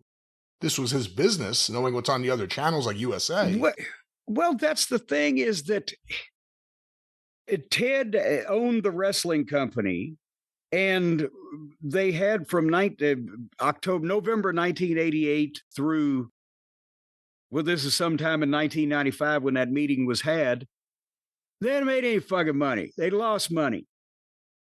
And there were, as has been proven, there were a number of executives in the hierarchy at TBS that didn't want the goddamn wrestling company, but they couldn't get rid of it because Ted wouldn't let them. And that was the thing. And then finally, when Bischoff gets this meeting and this chance, but on the spur of the moment, he said, well, what do we need to be competitive? Well, we need a primetime show. Good. Do it. That's the kind of decisions that Ted made. However, in the overall scheme of things, he had gotten so big that he'd let the fucking wrestling company lose money for 6 years before that they had that meeting. Well, part of the issue too, I mean, correct me if I'm wrong, it was caught up in the wrestling or in the Turner bureaucracy. Like, was it that Turner Home Entertainment made all the money for the pay-per-views, but WCW wouldn't until that changed? Oh, there was all kinds of weird ways that money was allocated, and sometimes it worked against the wrestling company because the wrestling company didn't get paid any rights fees from TBS, which would have probably made it profitable, even, well, maybe not quite at the depths of Jim Herd's mismanagement. But then Turner Home Entertainment was later on was paying part of the salaries of the megastars during the boom period. So they would giveth and they would take away, and it was blah, blah. But the point being, I'm not saying Ted didn't give a shit whether it made any money or not. I'm just saying that if Ted wanted the wrestling, but he had other things on his mind, then when he blurts that out, they better fucking deliver, right? Because now he's paying attention to it. And that's when Bischoff, to his credit, he made a go of the thing for the first 2 or 3 years, but he made some ill choices as far as who to place responsibility on and otherwise, and they spent a fucking fortune. And over that next 5 years, Ted had not only gotten more removed, but Ted had become a part of a conglomerate where he couldn't save the wrestling company. I mean, it's considered an epic corporate disaster right now. In the present day, the AOL Time Warner merger, it's a disaster. Yes, but that's the thing, is that over that period of time, they got so big because they called attention to themselves, and then they got big, and then everybody's looking at them. And then when they fall on their ass, then they were unsalvageable because then everybody, get rid of it now. And Ted couldn't make decisions by that point. So sometimes it's better just fly under the fucking radar. You were obviously there in the WWE when Vince McMahon decided to produce the Billionaire Ted skits. His reaction to WCW Nitro starting, signing up former WWE stars who he, in some cases like Hogan and Savage, he didn't want. He didn't want to use them as wrestlers. It's not like Hall and Ash just saying, we'll take the bigger deal.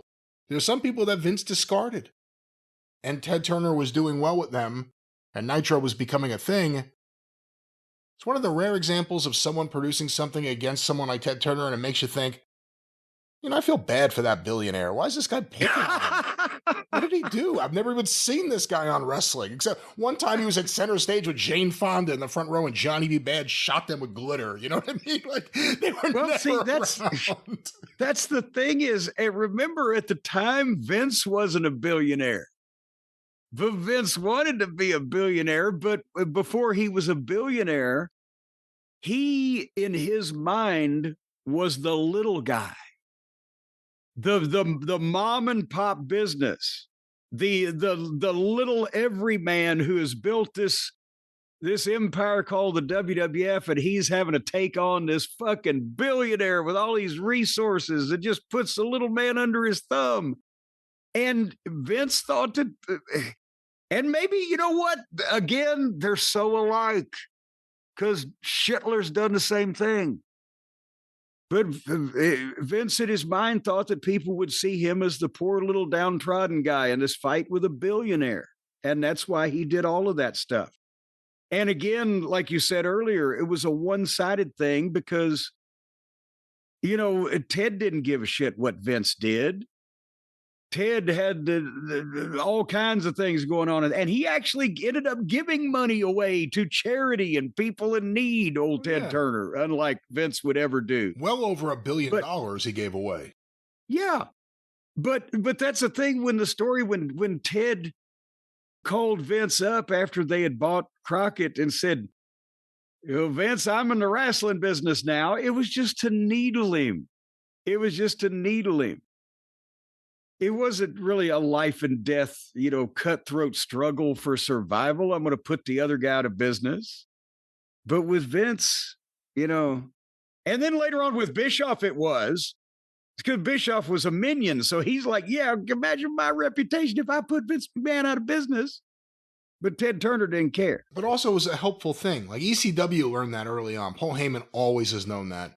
If you present yourself as the opposition and engage in a fight with the big bully or the people that everyone sees as the big bully, it's a wonderful marketing tool. It helped WCW, it helped ECW.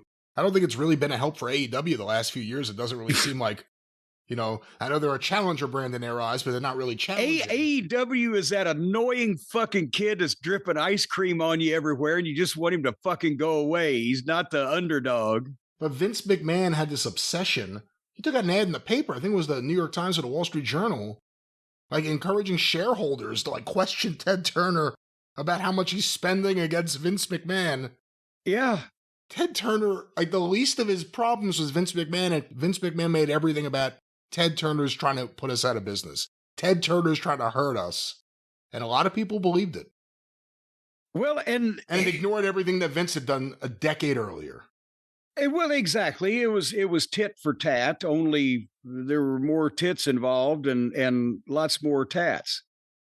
But again, the thing is that technically, both things were true. As I said, Eric Bischoff, on behalf of WCW, was engaged in whatever he could do to fucking cut Vince's balls off and vice versa. But Ted wasn't engaged in it. Like, he didn't wake up every morning, have we put Vince under yet? Eric, do it again. Like, there was one conversation. That was it.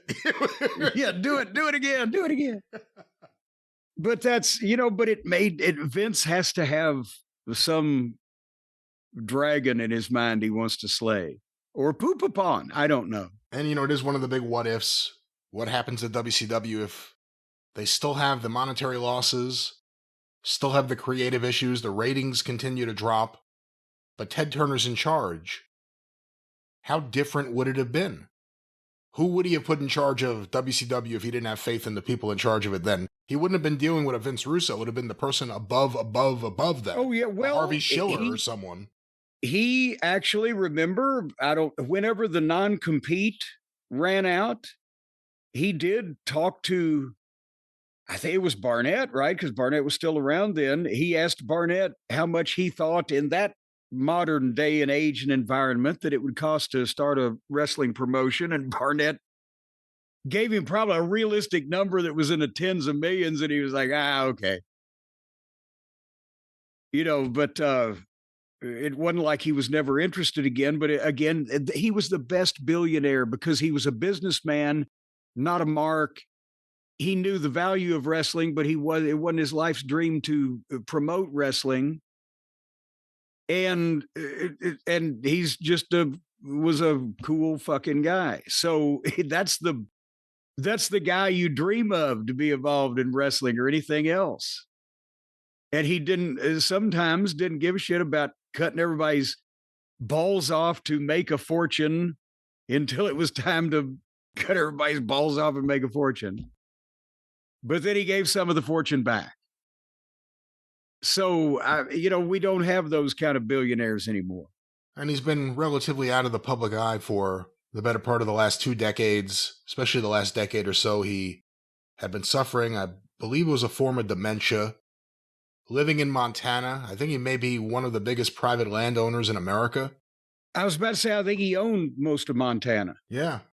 And a very quiet ending for someone who was so loud and so brash as a billionaire and as a successful businessman and a real visionary. I mean, CNN is what it is now. And you almost think like, okay, it's part of the cable package. It's there. It took a lot of balls to create that and fund that. They didn't make money for years. Do the kids know that was, before that, there was no such thing as a 24-hour news channel on cable or anywhere else? And when he launched that, he's crazy. Who wants to watch the news 24 hours a day? Now there's umpteen of them, and there's news happening 24 hours a day. But back then, you either read the newspaper or you watched the local news at fucking 7 or 8 in the morning, noon, 5 o'clock, 6 o'clock in the evening, and maybe a 10 or 11 for 30 minutes. And like you said at the very top, you may not be a fan of some of the colorized versions of film classics, but the originals are still there. And he took stewardship of some of the greatest films in the history of motion picture, some of the greatest cartoons in the history of animation. And that's the reason why a lot of that stuff survives. And remember, specifically, there are channels. I mean, Turner Classic Movies exist because he bought that catalog. That's what I'm saying. Is the first one was the MGM catalog, right? That he bought. I believe that was the first one, and that's what he launched one of the movie channels with. And the Turner Classic Movies people do restorations or are involved in them all the time. That's another thing that, he had a Gone with the Wind kind of thing about preserving cinema. So many of these channels not only exist today as an offshoot of what he did with TBS and the CNN, embryo type of thing, but also most of the programming on them started because he owned such a library that he was able to preserve and keep from being lost. I used to watch the Three Stooges on TBS before school when I was a kid. Jim, one final question about Ted Turner. And again, there's so much we could continue talking about outside of wrestling, a fascinating life. In terms of a wrestling Hall of Fame, whether it's the Observer Hall of Fame or just anything that wants to be a legitimate wrestling Hall of Fame, it's always been a debate. Is Ted Turner a Hall of Famer? I've always thought yes. Because if you took him away from wrestling, it's a different landscape altogether. But what are your thoughts? Is Ted Turner a wrestling Hall of Famer? Well, again, there's not really one foremost legitimate wrestling Hall of Fame. The WWE, we've talked about, the Wrestling Observer, fine.